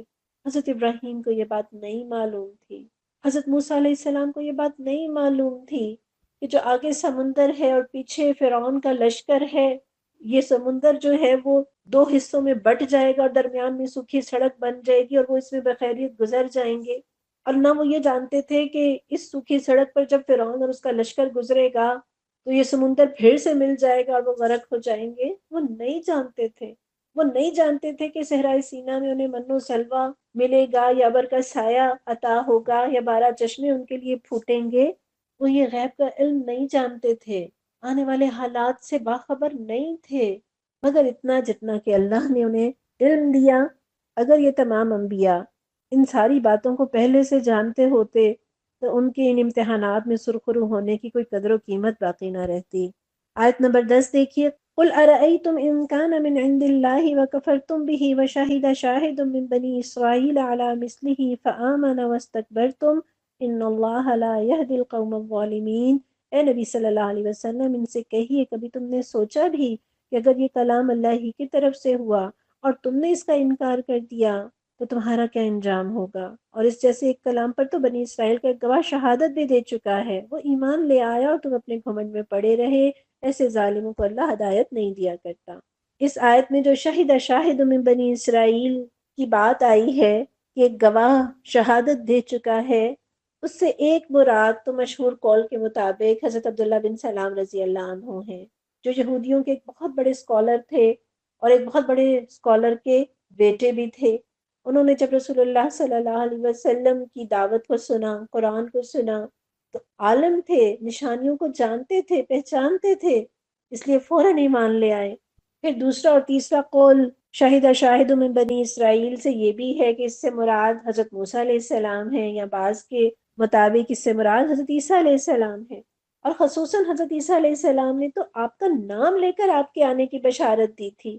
سورہ صف میں آتا ہے نا، اللہ تعالیٰ فرماتے ہیں کہ جب عیسیٰ ابن مریم نے کہا، اے بنی اسرائیل، بلا شبہ میں تمہاری طرف اللہ کا رسول ہوں، اس کی تصدیق کرنے والا ہوں جو مجھ سے پہلے تورات کی صورت میں ہے، اور ایک رسول کی بشارت دینے والا ہوں جو میرے بعد آئے گا اور اس کا نام احمد ہے۔ تو گویا شاہد شاہد من بنی اسرائیل، یعنی خود حضرت عیسیٰ علیہ السلام نے رسول اللہ صلی اللہ علیہ وسلم کی آمد کی گواہی دی تھی۔ پھر ایک چوتھا قول بھی اس کے بارے میں ہے، اور وہ یہ کہ مشرکین مکہ کا تجارت کے سلسلے میں مدینہ، خیبر اور شام میں آنا جانا رہتا تھا، اور ان سفروں میں ان کی ملاقات اہل کتاب یہود و نصارہ سے بھی ہوتی تھی، اور وہ ان سے نبی صلی اللہ علیہ وسلم کے بارے میں پوچھتے تھے، اور ان میں جو منصف لوگ تھے وہ حق بات کی گواہی دینے سے گریز نہیں کرتے تھے۔ جیسے نجاشی کے بارے میں ہم پڑھتے ہیں کہ جب حضرت جعفر طیار رضی اللہ عنہ نے انہیں بھرے دربار میں سورہ مریم کی آیات پڑھ کر سنائیں تو نجاشی کی آنکھوں سے آنسو جاری ہو گئے، اور جتنے بھی عیسائی عالم دربار میں بیٹھے تھے سب آنسوؤں سے رونے لگے۔ تو اللہ تعالیٰ اس آیت میں سوچنے کی دعوت دے رہے ہیں کہ سوچو تو صحیح، اگر یہ احکامات، یہ کلام اللہ ہی کی طرف سے ہوا اور تم نے اس کا انکار کر دیا تو سوچو بنے گی کیا؟ تو ذرا سوچئے، واقعی سود حرام ہوا تو کیا بنے گی؟ اگر واقعی پردہ فرض ہوا اور ہم نے نہ کیا تو کیسے سامنا کریں گے؟ اگر واقعی بے نمازی جہنم میں گیا تو دنیا میں جو نمازیں چھوڑ چھوڑ بیٹھے ہیں کیا جواب دیں گے؟ اگر واقعی رشوت دینے اور لینے والا آگ میں گیا تو کیا ہوگا؟ اللہ ہمیں اپنی اصلاح کرنے کی توفیق دے دے۔ آیت نمبر 11، وقال الذین کفروا للذین آمنوا لو کان خیرا ما سبقونا الیہ وإذ لم يهتدوا به فسيقولون هذا افک قدیم۔ جن لوگوں نے ماننے سے انکار کر دیا ہے وہ ایمان لانے والوں کے بارے میں کہتے ہیں کہ اگر اس کتاب کو مان لینا کوئی اچھا کام ہوتا تو یہ لوگ اس معاملے میں ہم سے سبقت نہ لے جا سکتے تھے، چونکہ انہوں نے اس سے ہدایت نہ پائی، اس لیے اب یہ ضرور کہیں گے کہ یہ تو پرانا جھوٹ ہے۔ پیچھے سحر و مبین کہا، من گھڑت کہا، اور یہاں افکن قدیم کہہ رہے ہیں، اور یہاں اللہ تعالیٰ نے نہ ماننے والوں کے تکبر کا ذکر کیا ہے کہ وہ اللہ کی دی ہوئی دنیا کی نعمتوں پر اتنے مغرور ہیں کہ وہ اللہ کی ہر نعمت کا مستحق صرف اپنے آپ ہی کو سمجھتے ہیں۔ اور ان ظالموں کے تکبر کا حال یہ ہے کہ وہ دین حق کے خلاف ایک دلیل یہ بھی لاتے ہیں کہ اس کو سب سے پہلے غریبوں نے قبول کیا ہے، یہ بلال، یہ عمار، یہ ابن مسعود جیسے کمزور لوگ، حضرت سمیہ، حضرت زنیرہ، حضرت خباب رضی اللہ عنہ جیسے مسکین اور ضعیف مسلمان جنہوں نے اسلام قبول کرنے میں پہل کی، ان کا کیا کہنا تھا کہ اگر اسلام میں کوئی خوبی ہوتی تو یہ لوگ ہم سے پہلے اس کی طرف نہ آتے، اس دنیا کی کوئی اور نعمت تو ان کے حصے میں آئی نہیں، اور یہ اسلام بھی اگر حقیقت میں کوئی نعمت ہوتی تو یہ اس کی طرف پہل کرنے والے نہ بنتے بلکہ ہم ہی اس کی طرف بھی سبقت کرتے۔ اور ان کمزوروں کا اسلام کی طرف پہل کرنا یہ دلیل ہے کہ اسلام میں کوئی خیر نہیں ہے، بلکہ یہ انہی چیزوں میں سے ہے جن کی طرف ادنا درجے کے لوگ لپکا کرتے ہیں، یعنی ہم سردار، ہم سمجھدار، ہم دانشور، جن سے تم اپنے معاملات کے فیصلے کراتے ہو، جو اتنے سیانے ہیں کہ جنہوں نے خوب دنیا اور سرداریاں حاصل کی ہیں، اگر اس دین میں کوئی خیر ہوتی تو اتنے سمجھدار لوگ اسے حاصل کرنے کے لیے پیچھے نہ رہتے۔ تو یہاں پتہ چلتا ہے کہ سردار ہونا اور دولت مند ہونا اور بہت بڑا دانشور ہونا یہ حق کا معیار نہیں ہے۔ اور یہاں سے یہ بھی پتہ چلتا ہے بسا اوقات ایک انسان بہت پڑھا لکھا نہیں ہوتا یا دنیا کے اعتبار سے کوئی کامیاب یا دولت مند شخص نہیں ہوتا، مگر اللہ کا بڑا پیارا ہوتا ہے۔ اسی طرح کوئی بہت ذہین اور ڈگریوں کا حامل شخص ہوتا ہے، مالدار ہوتا ہے، لیکن اللہ کے ہاں اس کی کوئی حیثیت نہیں ہوتی۔ یہاں وہ اسلام کی دعوت کو افکن قدیم کہہ رہے ہیں اور پرانا جھوٹ کہہ کر گویا وہ مان رہے ہیں کہ ایک ایسا جھوٹ ہے جو تاریخ میں کئی بار بولا گیا، اور ایک طرح سے وہ خود اس کی اہمیت بتا رہے ہیں کہ ایک ایسی بات ہے جو زمانہ قدیم سے اس دنیا کے بہترین لوگ، اعلیٰ اخلاق رکھنے والے انبیاء بولتے آئے ہیں۔ اور لوگوں کا ایک مزاج ہوتا ہے کہ جس بات سے وہ جاہل ہوتے ہیں نا، جو بات ان کی سمجھ میں نہیں آتی، جسے وہ ماننا نہیں چاہتے، اسے ڈھکوسلا کہہ دیتے ہیں، اسے بیکار کی بات سمجھتے ہیں۔ آیت نمبر 12 دیکھیے، وَمِن قَبْلِهِ كِتَابُ مُوسَىٰ إِمَامًا وَرَحْمَةً وَهَٰذَا كِتَابٌ مُّصَدِّقٌ لِّسَانًا عَرَبِيًّا لِّيُنذِرَ الَّذِينَ ظَلَمُوا وَبُشْرَىٰ لِلْمُحْسِنِينَ۔ حالانکہ اس سے پہلے موسیٰ علیہ السلام کی کتاب رہنما اور رحمت بن کر آ چکی ہے، اور یہ کتاب اس کی تصدیق کرنے والی زبان عربی میں آئی ہے تاکہ ظالموں کو متنبہ کر دے اور نیک روش اختیار کرنے والوں کو بشارت دے دے۔ موسیٰ علیہ السلام کی کتاب کا ذکر کر کے اللہ تعالیٰ بتا رہے ہیں یہ افکن قدیم نہیں ہے بلکہ یہ صدقن قدیم ہے۔ اور یہاں کتاب موسیٰ کے بارے میں دو الفاظ اللہ تعالیٰ نے استعمال کیے ہیں، اور یہ دونوں الفاظ دنیا اور آخرت دونوں کو پیش نظر رکھ کر استعمال کیے گئے ہیں۔ اللہ کی کتاب دنیا میں رہنمائی کرتی ہے اور آخرت میں اللہ کی رحمت کا ذریعہ بنتی ہے۔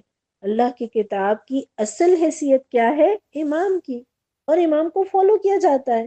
تو جس طرح امام کو فالو کیا جاتا ہے اسی طرح زندگی کے معاملات میں اس کتاب کو فالو کیا جانا ضروری ہے، اور اگر اس کو فالو نہ کیا جائے تو خواہ زبان سے اس کا کتنا ہی احترام کیوں نہ کیا جائے، کتنا ہی چوما چاٹا جائے، یہ ساری باتیں اللہ کے نزدیک بے سود ہیں۔ پھر اولین مخاطب پر اللہ کا احسان دیکھیے کہ اللہ نے ان کی زبان میں اپنی کتاب کو اتارا، عربی زبان میں اپنا کلام نازل کر کے گویا ان کی زبان کو عزت دی، اس کو دوام دیا، عربی کو اپنے دین کی ترجمانی کے لیے اور اپنی توحید کی گواہی کے لیے چنا۔ اور اللہ کا کلام عربی میں ہونا اپنے اندر خود ایک بہت بڑی خوبی رکھتا ہے، کیونکہ عربی زبان میں جتنی وسعت ہے وہ کسی اور زبان کے الفاظ میں نہیں ہے۔ تو یہ اللہ تعالیٰ نے کتاب کا مقصد بھی بتا دیا تاکہ وہ لوگ کہ جو اپنی جانوں پر ظلم ڈھا رہے ہیں وہ خبردار ہو جائیں، اور جو نیکوکار ہیں ان کے لیے بشارتیں ہوں۔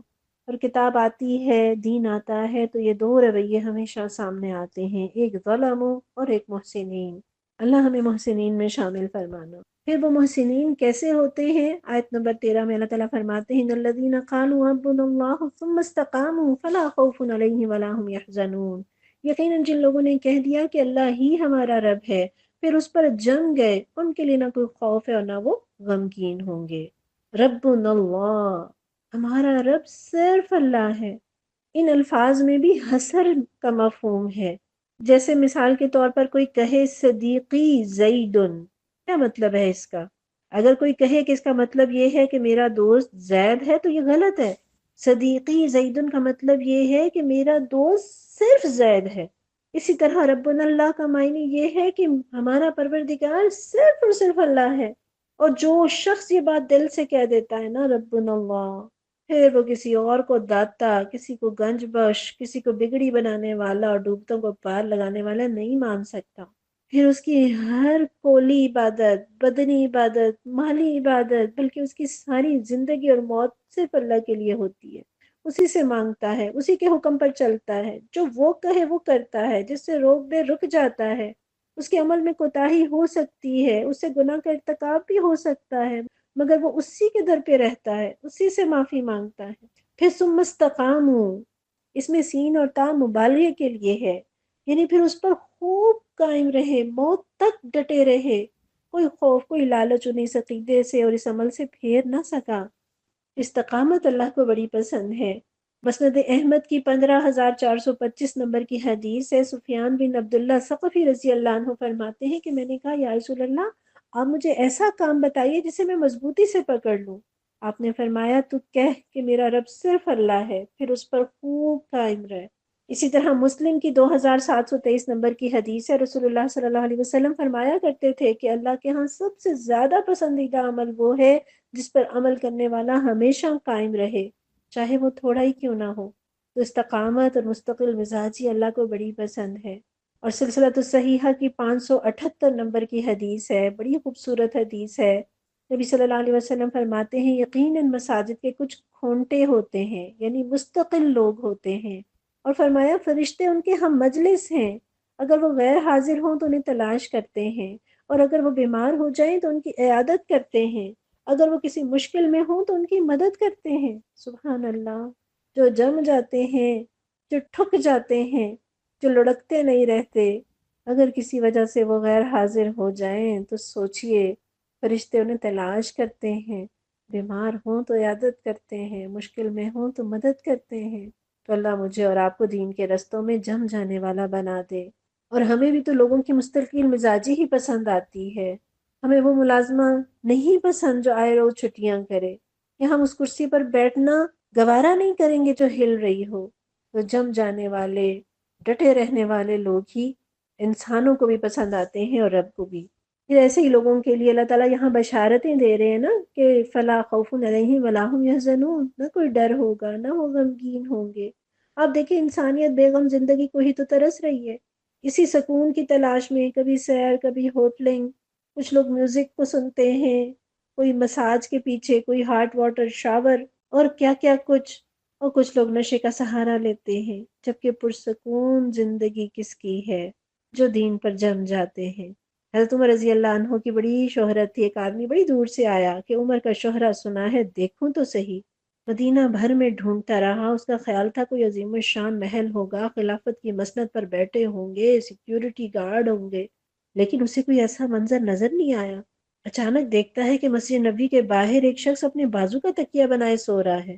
لوگوں نے بتایا یہ عمر رضی اللہ عنہ ہے۔ پھر کہنے لگا اچھا تو اس لیے اطمینان سے سو رہا ہے کہ تو نے عدل قائم کیا ہے۔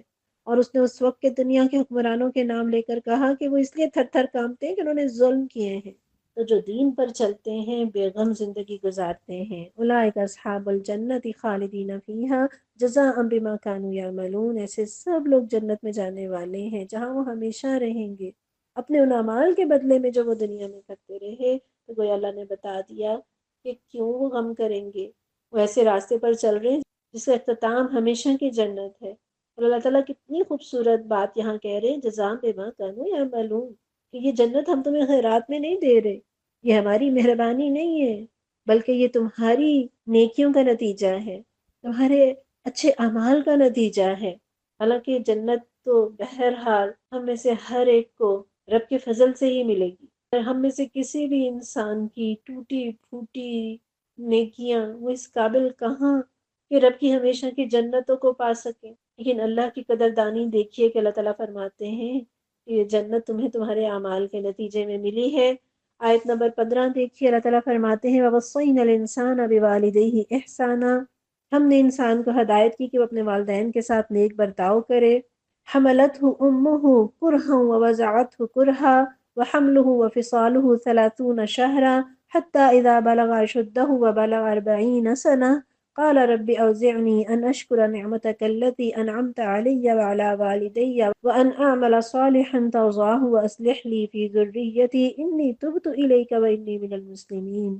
ہم نے انسان کو ہدایت کی کہ وہ اپنے والدین کے ساتھ نیک برتاؤ کرے۔ اس کی ماں نے مشقت اٹھا کر اسے پیٹ میں رکھا، مشقت اٹھا کر ہی اس کو جنا، اور اس کے حمل اور دودھ چھڑانے میں 30 مہینے لگ گئے، یہاں تک کہ جب وہ اپنی پوری طاقت کو پہنچا اور 40 سال کا ہو گیا تو اس نے کہا اے میرے رب مجھے توفیق دے کہ میں تیری ان نعمتوں کا شکر ادا کروں جو تو نے مجھے اور میرے والدین کو عطا فرمائی، اور ایسا نیک عمل کروں جس سے تو راضی ہو، اور میری اولاد کو بھی نیک بنا کر مجھے سکھ دے۔ میں تیرے حضور توبہ کرتا ہوں اور تابع فرمان بندوں میں سے ہوں۔ تو یہاں ایک طرف نبی صلی اللہ علیہ وسلم کو تسلی دی جا رہی ہے کہ بسا اوقات اولاد بھی والدین کی بات نہیں مانتی، تو اے نبی صلی اللہ علیہ وسلم لوگوں کے جھٹلانے سے دل گرفتہ نہ ہو۔ پھر اللہ تعالیٰ یہ بھی بتا رہے ہیں کہ کس طرح کے لوگوں کو یہ کتاب اپیل کرے گی، اور کس طرح کے لوگ اس کتاب سے ہمیشہ بیزار ہی رہیں گے۔ اوپر ہم ظلموں اور محسنین کے الفاظ سے جو دو رویے ہم نے پڑھے تھے، گویا اسی کی تفصیل یہاں ہے۔ اور یہاں پتہ چلتا ہے کہ جو لوگ صالح فطرت ہیں وہ اپنے والدین کے حقوق پہچاننے والے ہوتے ہیں، اور پھر وہ اپنے رب کے حقوق بھی ادا کرنے والے ہوتے ہیں، اور ایسے ہی لوگوں کو قرآن کی دعوت اپیل کرے گی۔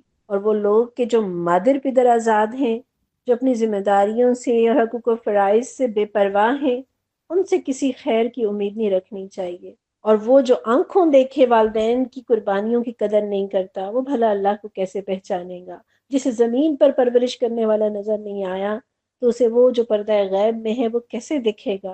پھر آپ دیکھیے، اللہ کے بعد انسان پر سب سے بڑا حق اس کے والدین کا ہے، بلکہ والدین کے حق کا شعور سب سے پہلے آتا ہے۔ جب تک انسان بچہ ہوتا ہے وہ اپنے والدین ہی کو سب کچھ سمجھتا ہے، جو پاتا ہے انہی سے پاتا ہے۔ لیکن جب وہ بڑا ہوتا ہے تو اس پر یہ حقیقت کھلتی ہے کہ اصل میں نعمتیں دینے والا تو وہ ہے جس نے اس کے ماں باپ کو بھی بنایا۔ اس طرح وہ ماں باپ کی انگلی پکڑ کر رب تک پہنچ جاتا ہے۔ یہی دو حق انسان پر سب سے بڑے ہیں، والدین کا حق اور پروردگار کا حق۔ اور والدین کا حق اولاد پر یہ ہے کہ جب اولاد ہاتھ پاؤں والی ہو جائے، ماں باپ بڑھاپے کو پہنچے، تو انہیں اپنے اوپر ایک بوجھ نہ محسوس کرے، بلکہ یاد رکھے کہ ایک دن وہ ان کی گود میں ایک گوشت کے لوتھڑے کی صورت میں تھا، لیکن انہوں نے بوجھ سمجھنے کی بجائے اسے اپنی آنکھوں کا نور اور دل کا سرور سمجھا، پال پوس کر انہیں جوان کیا۔ ان کے اس احسان کا یہ حق ہے کہ وہ اپنی اطاعت اور اپنی محبت کے بازو ان کے لیے ہمیشہ جھکائے رکھے، ان کی خدمت کو اپنے اوپر کوئی بوجھ نہ سمجھے، اور اپنی زبان سے کبھی کوئی بیزاری کا کلمہ نہ نکالے۔ یہاں آپ دیکھیے وَوَصَّيْنَا، وصیت کا لفظ اللہ تعالیٰ استعمال کر رہے ہیں، اور وصیت کا لفظ ہم کہاں استعمال کرتے ہیں؟ ہم مرتے وقت کی نصیحت کو وصیت کہتے ہیں، اور مرنے والا جو وصیت کر رہا ہوتا ہے اس کے پاس وقت تھوڑا ہوتا ہے، اور وہ جو بات کہتا ہے وہ کوئی فضول اور بیکار بات نہیں کرتا، بلکہ وہ بات کرتا ہے جو نہایت ضروری بھی ہوتی ہے اور حتمی اور آخری بھی۔ اور پھر ہم یہ بھی دیکھتے ہیں نا، کوئی کتنا نافرمان بھی کیوں نہ ہو، وہ بھی والدین کی وصیت پر عمل کرنے کی کوشش کرتا ہے۔ تو یہاں وصیت کا لفظ استعمال کر کے گویا اللہ تعالیٰ نے والدین کے ساتھ حسن سلوک کی تاکید بھی کر دی، اور اسے ضروری اور حتمی بھی قرار دے دیا۔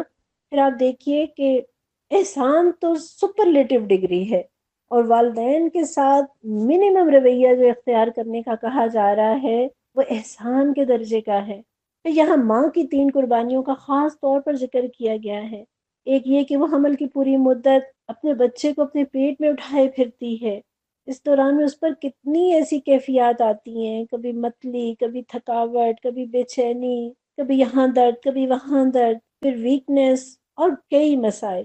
حقیقت تو یہ ہے کوئی شخص اپنی ماں کا حق ادا کرنے کے لیے اسے کسی وقت اٹھا کر بھی پھرے تو اس کا حق ادا نہیں کر سکتا۔ کہاں پوری مدت حمل مسلسل اپنے پیٹ میں اٹھائے پھرنا، اور کہاں کسی وقت کچھ دیر کے لیے اٹھا لینا۔ اور پھر ماں ان ساری بیماریوں کو، تکلیفوں کو آنے والے بچے کی امید میں خوشی سے برداشت کرتی ہے، جبکہ اولاد اسے بوجھ سمجھ کر یا اللہ کا حکم سمجھ کر اٹھاتی ہے۔ دونوں میں کوئی نسبت ہی نہیں۔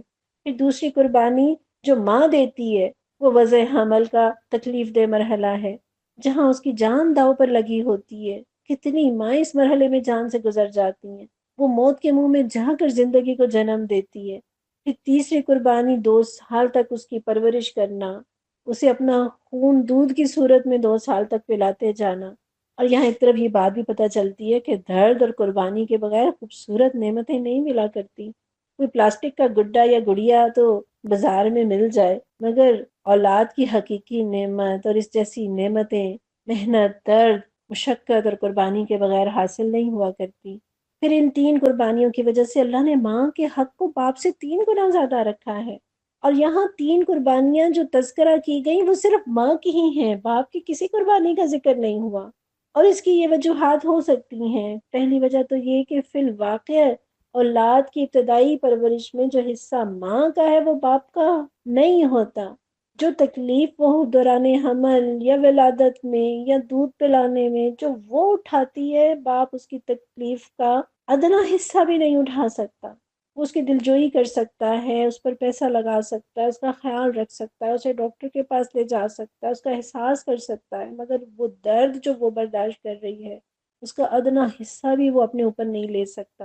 پھر دوسری وجہ یہ بھی ہو سکتی ہے کہ ماں ایک عورت ہے، کمزور ہے، تو ممکن ہے اولاد باپ کی قوت اور طاقت اور روب کی بنا پر باپ کا تو خیال رکھے اور ماں کو اگنور کر جائے۔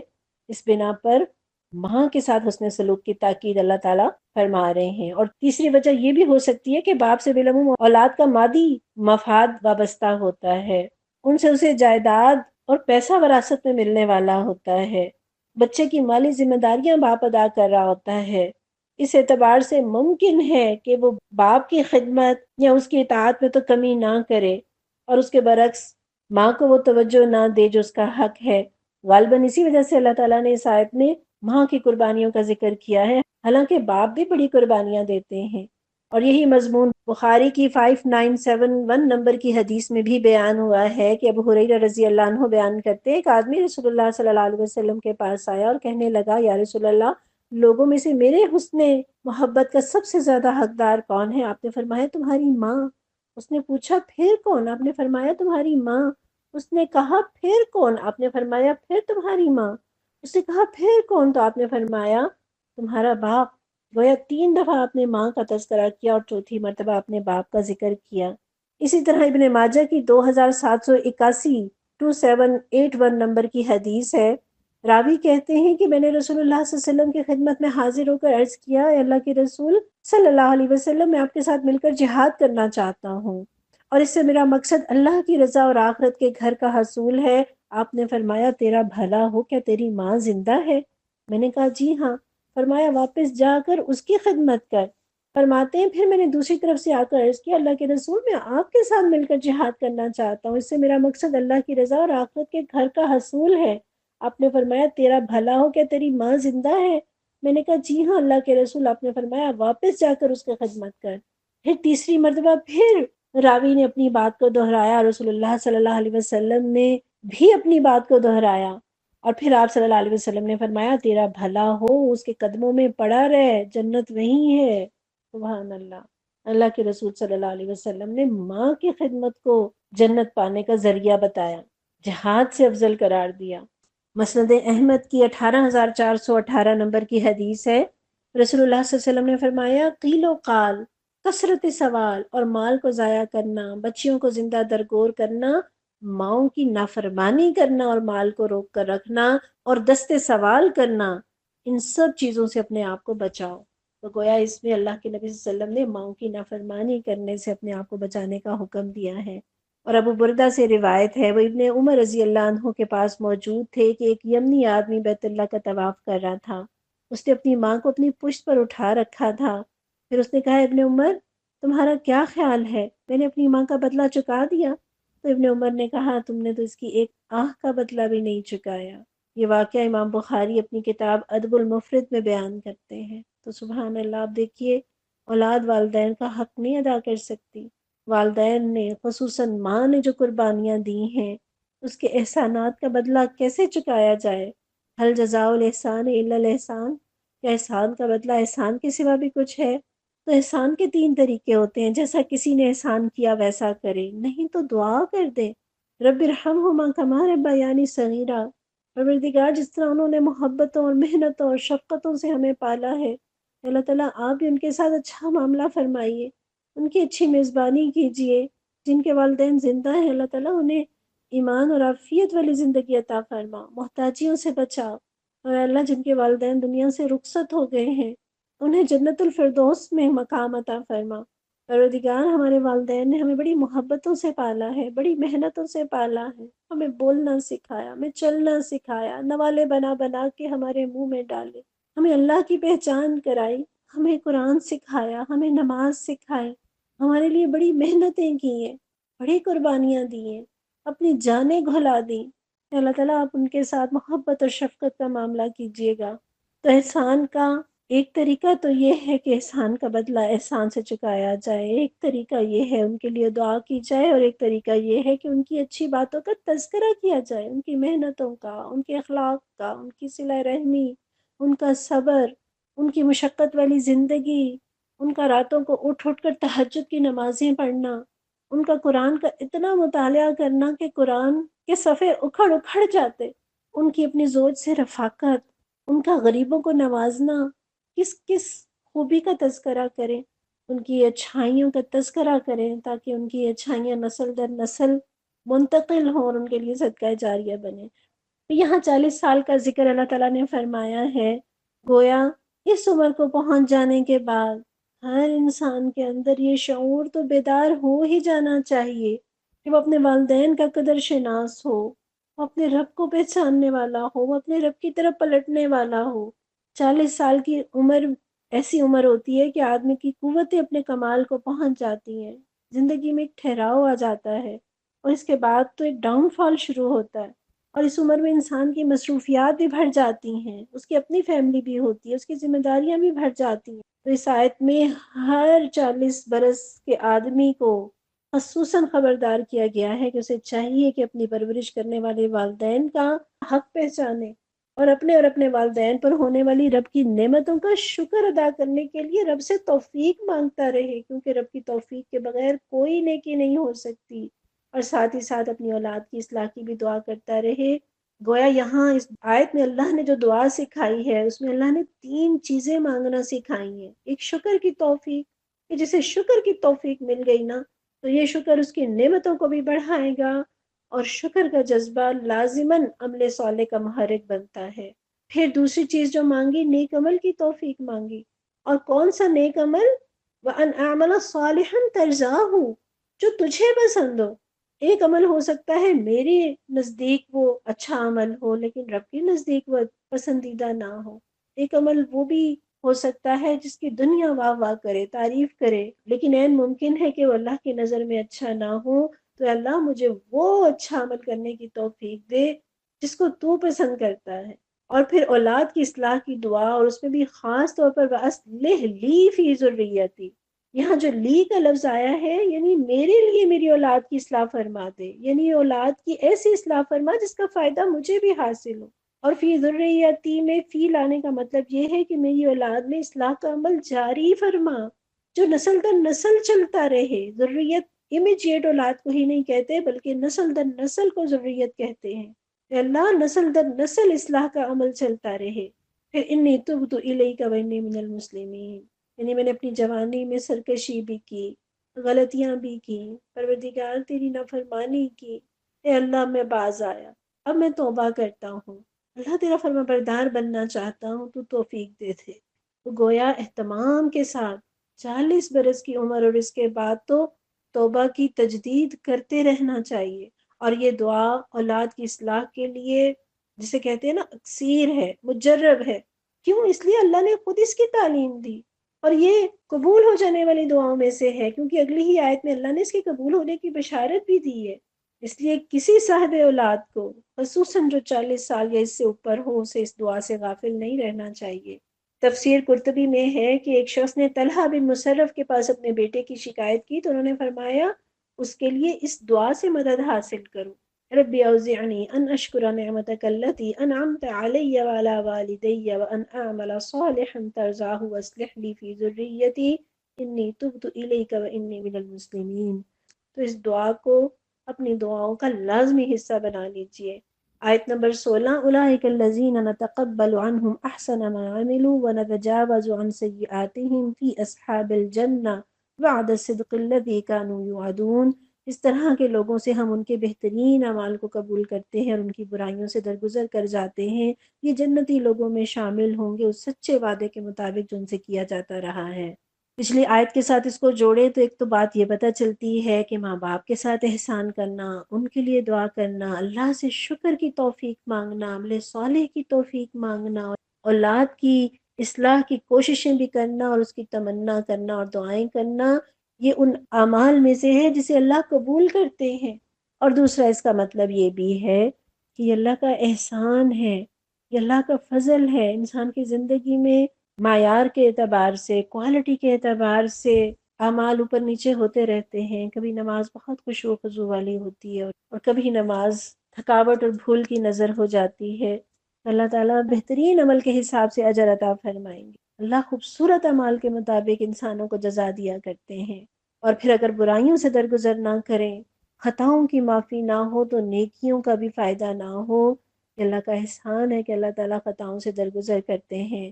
ایک اور احسان اور انعام جس کا یہاں پر اللہ تعالیٰ نے ذکر کیا کہ ایسے لوگ جنتی لوگوں میں شامل ہوں گے۔ یہ بہت بڑا انعام ہے کہ وہ اصحاب الجنہ میں شامل کیا جائے گا، ان لوگوں میں جو بہترین ساتھی ہیں۔ اور ایسے لوگوں میں شامل ہو جانا یہ بجائے خود ایک بہت بڑا اعزاز ہے، اور اس کی دعا تو انبیاء کرتے رہے، جیسے حضرت یوسف علیہ السلام کی دعا ہے نا، توفنی مسلما والحقنی بالصالحین۔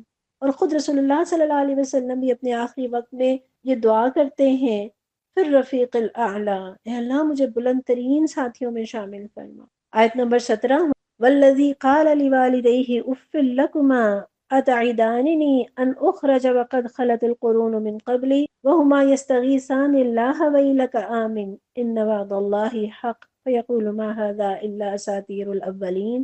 اور جس شخص نے اپنے والدین سے کہا اف، تنگ کر دیا تم نے، کیا تم مجھے یہ خوف دلاتے ہو کہ میں مرنے کے بعد پھر قبر سے نکالا جاؤں گا، حالانکہ مجھ سے پہلے بہت سی نسلیں گزر چکی ہیں، ان میں سے تو کوئی اٹھ کر نہ آیا۔ ماں باپ اللہ کی دہائی دے کر کہتے ہیں ارے بدنصیب مان جا، اللہ کا وعدہ سچا ہے، مگر وہ کہتا ہے کہ یہ سب اگلے وقتوں کی فرسودہ کہانیاں ہیں۔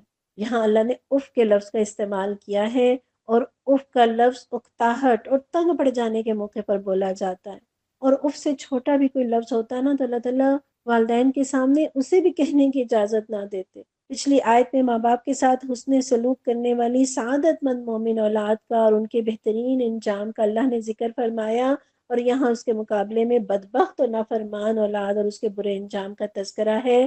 وہ اولاد کے جس کے والدین مومن ہیں اور وہ یہ کوشش کرتے رہتے ہیں کہ ان کی اولاد بھی ایمان کے راستے پر چل پڑے، مگر ان کی اولاد ان کی نصیحتوں اور خیرخواہی کا جواب انہیں شدید اکتاہٹ کے ساتھ دیتی ہے۔ اور یہاں وہما یستغیثان اللہ، یہ دونوں والدین اولاد کی گستاخانہ اور کفریہ بات کے شر سے پناہ مانگنے کے لیے رب سے فریادیں کرتے ہیں کہ پروردگار ہمیں بھی اس کے شر سے بچا اور اسے بھی ہدایت عطا فرما۔ اور ویلک آمن، یہ ویلہ کا لفظ اگرچہ بد دعا ہے مگر بعض دفعہ اسے نہایت محبت اور شفقت اور دردمندی کے اظہار کے لیے بولا جاتا ہے۔ یعنی ماں باپ اسے سمجھاتے ہوئے کہتے ہیں تیرا ستیہ ناس ہو، تیرا نقصان ہو جائے گا، ایمان لے آ، آخرت کا انکار نہ کر، اللہ کا وعدہ سچا ہے، لیکن وہ نہایت نفرت کے ساتھ انہیں جھڑک دیتا ہے۔ تو یہاں ایک یہ بھی پتہ چلتا ہے کہ دائی کا رویہ بھی والدین کے رویے کی طرح ہونا چاہیے کہ انہیں سمجھائے بھی، ڈرائے بھی، اور ان کے لیے تڑپ تڑپ کر دعائیں بھی کرے۔ آیت نمبر 18 دیکھیے، اولئک الذین حق علیہم القول فی امم قد خلت من قبلہم من الجن والانس انہم کانوا خاسرین۔ یہ وہ لوگ ہیں جن پر عذاب کا فیصلہ چسپاں ہو چکا، ان سے پہلے جنوں اور انسانوں کے جو ٹولے اسی کماش کے ہو گزرے ہیں، انہی میں یہ بھی جا شامل ہوں گے، بے شک یہ گھاٹے میں رہ جانے والے لوگ ہیں۔ یعنی والدین کے گستاخ اور آخرت کے منکر یہ وہ لوگ ہیں جن کے بارے میں اللہ کی یہ بات ثابت ہو گئی جو اللہ نے پہلے ہی فرما دی تھی کہ لَأَمْلَأَنَّ جَهَنَّمَ مِنَ الْجِنَّةِ وَالنَّاسِ أَجْمَعِينَ، کہ میں جہنم کو ایسے جنوں اور انسانوں سے بھر دوں گا۔ اور پیچھے نیک لوگوں کے انعام میں اصحاب الجنہ میں شامل کیا جانا اللہ نے بیان کیا ہے، تو یہاں برے لوگوں کی سزا کے طور پر اللہ نے کس چیز کا ذکر کیا ہے کہ ان سے پہلے جن اور انسانوں کے جو ٹولے اسی کماش کے ہو گزرے ہیں یہ بھی انہی میں جا شامل ہوں گے۔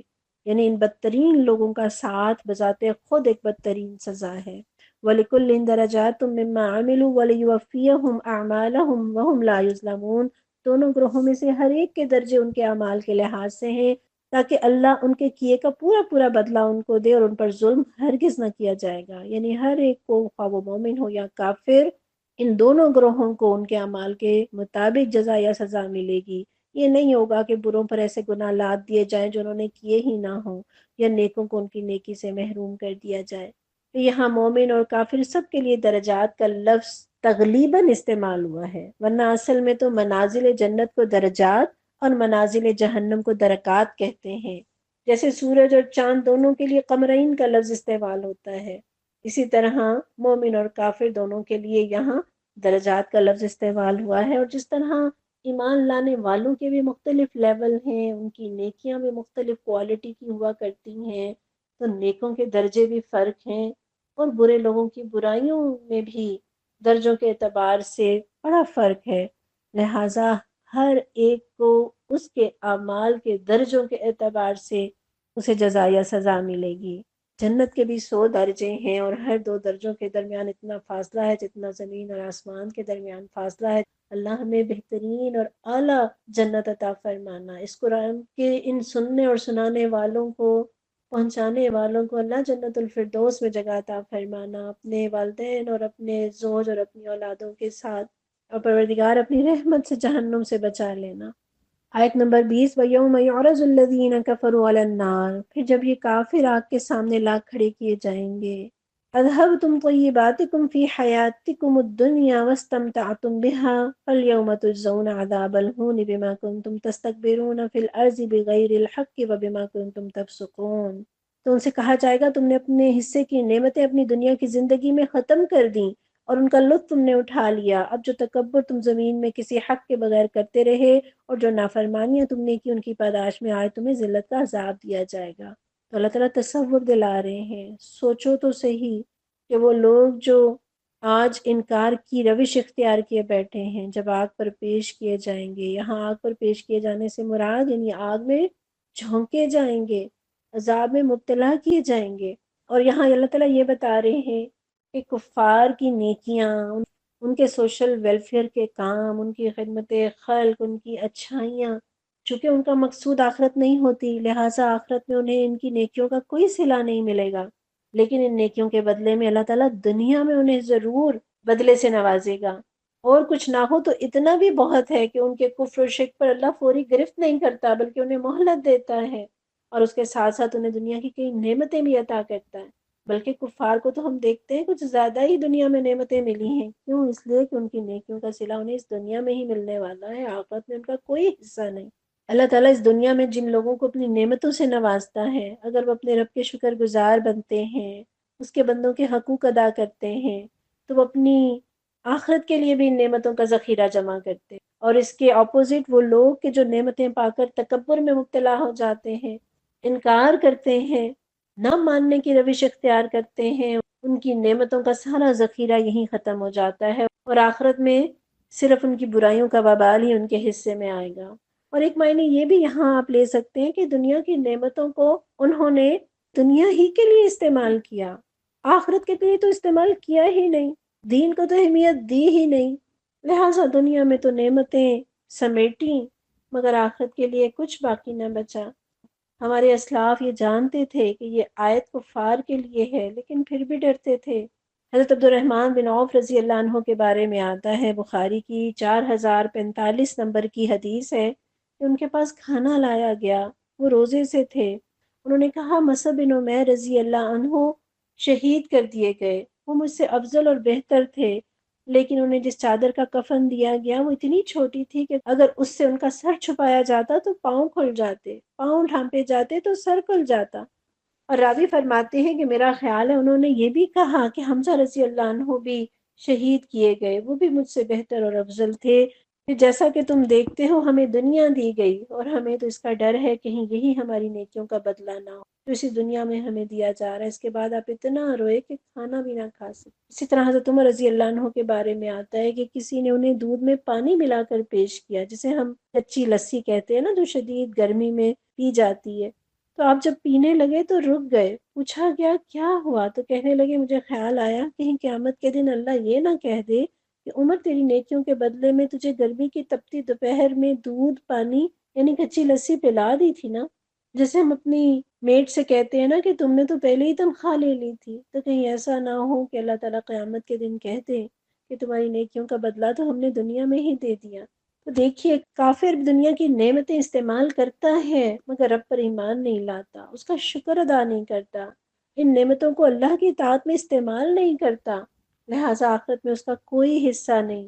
لیکن مومن اللہ کی نعمتوں کو استعمال کرتا ہے، رب پر ایمان رکھتا ہے، اس کا شکر ادا کرتا ہے اور ان نعمتوں کو وہ رب کی اطاعت میں استعمال کرتا ہے، تو اس کے لیے دنیا کی نعمتیں بھی ہیں اور آخرت میں بھی یہ نعمتیں اس کے لیے اجر عظیم کا باعث بنتی ہیں۔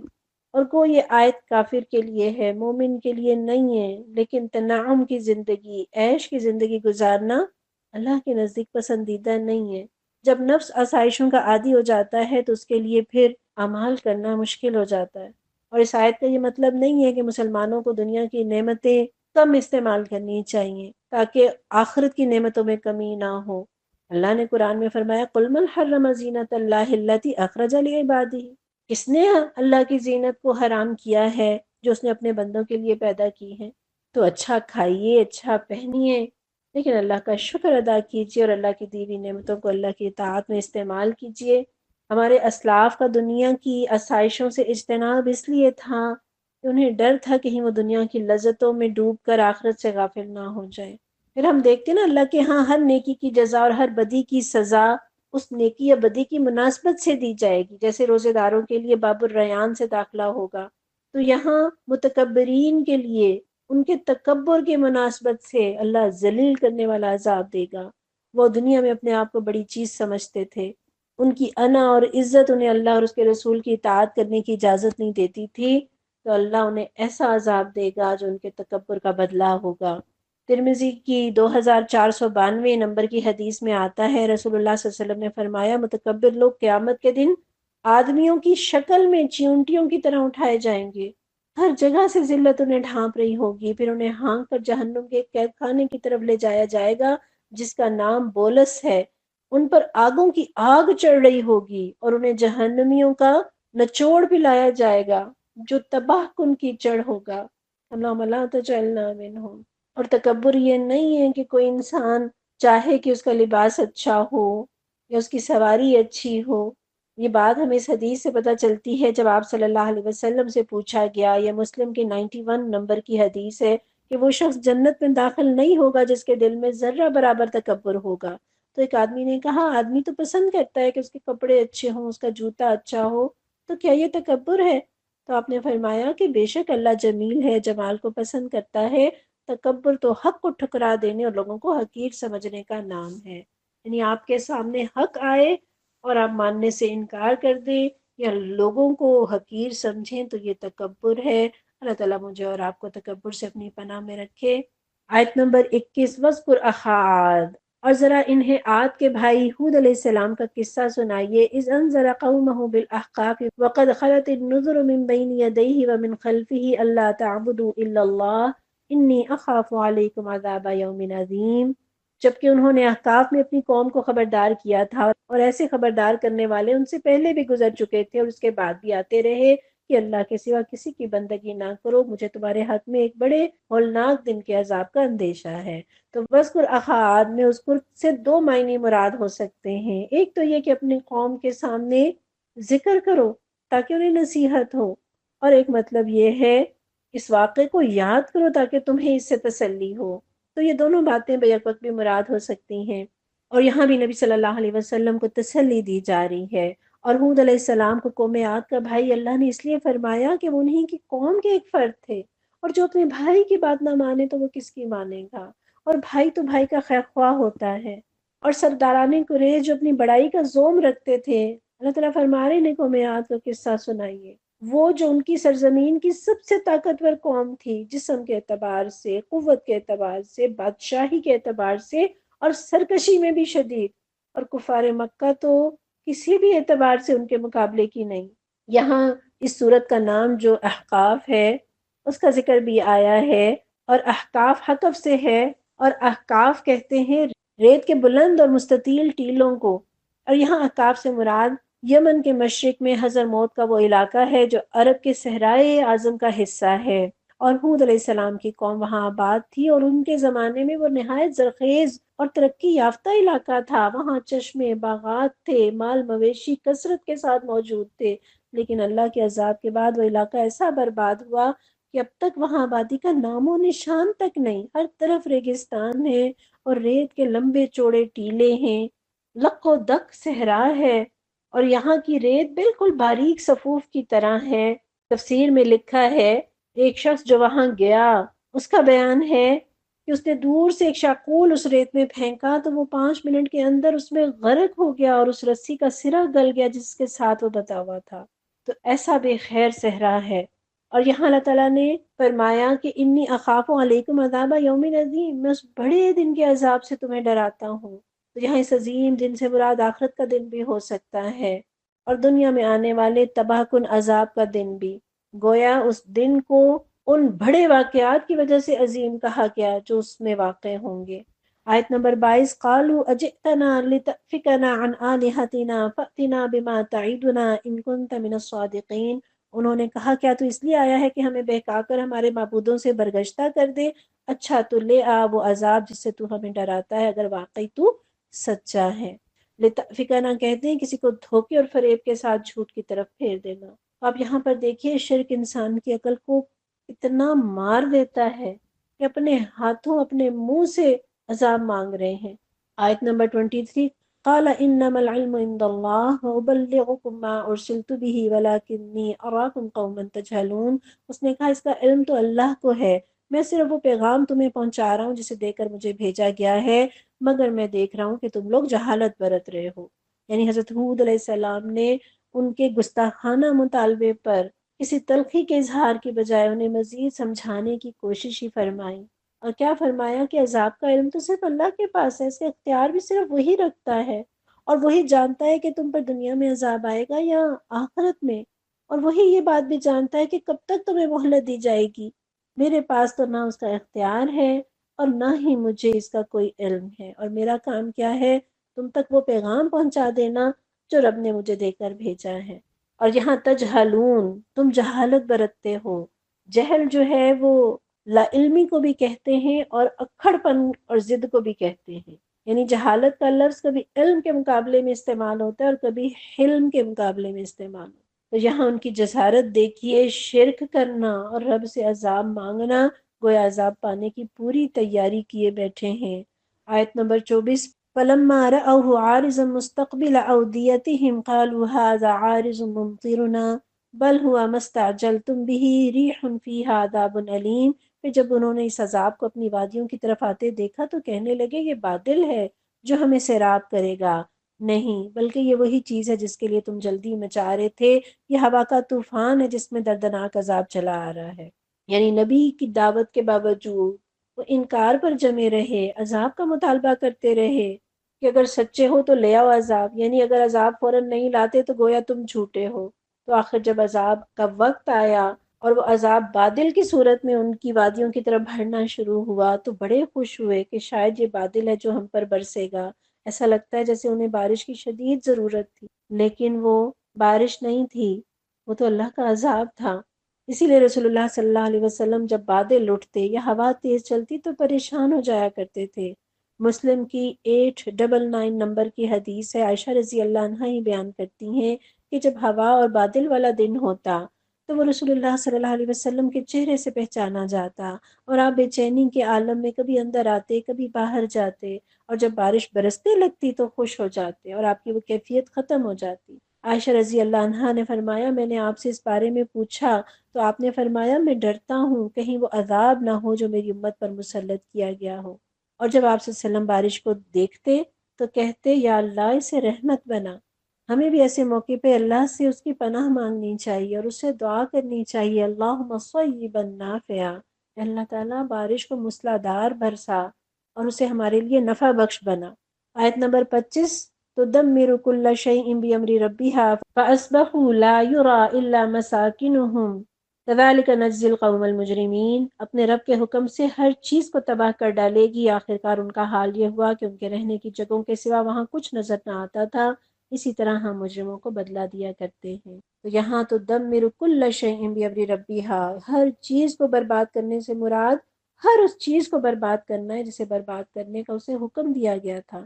اسی لیے اس آندھی نے، اس طوفان نے ہود علیہ السلام اور ان پر ایمان لانے والوں کو کوئی نقصان نہیں پہنچایا، اور وہ ہوا 7 راتیں اور 8 دن چلتی رہی اور ایسی تند و تیز اور غضبناک ہو کر چلی کہ کسی چیز کو نہ چھوڑتی تھی، جس پر سے گزرتی تھی مگر اسے بوسیدہ کر کے رکھ دیتی۔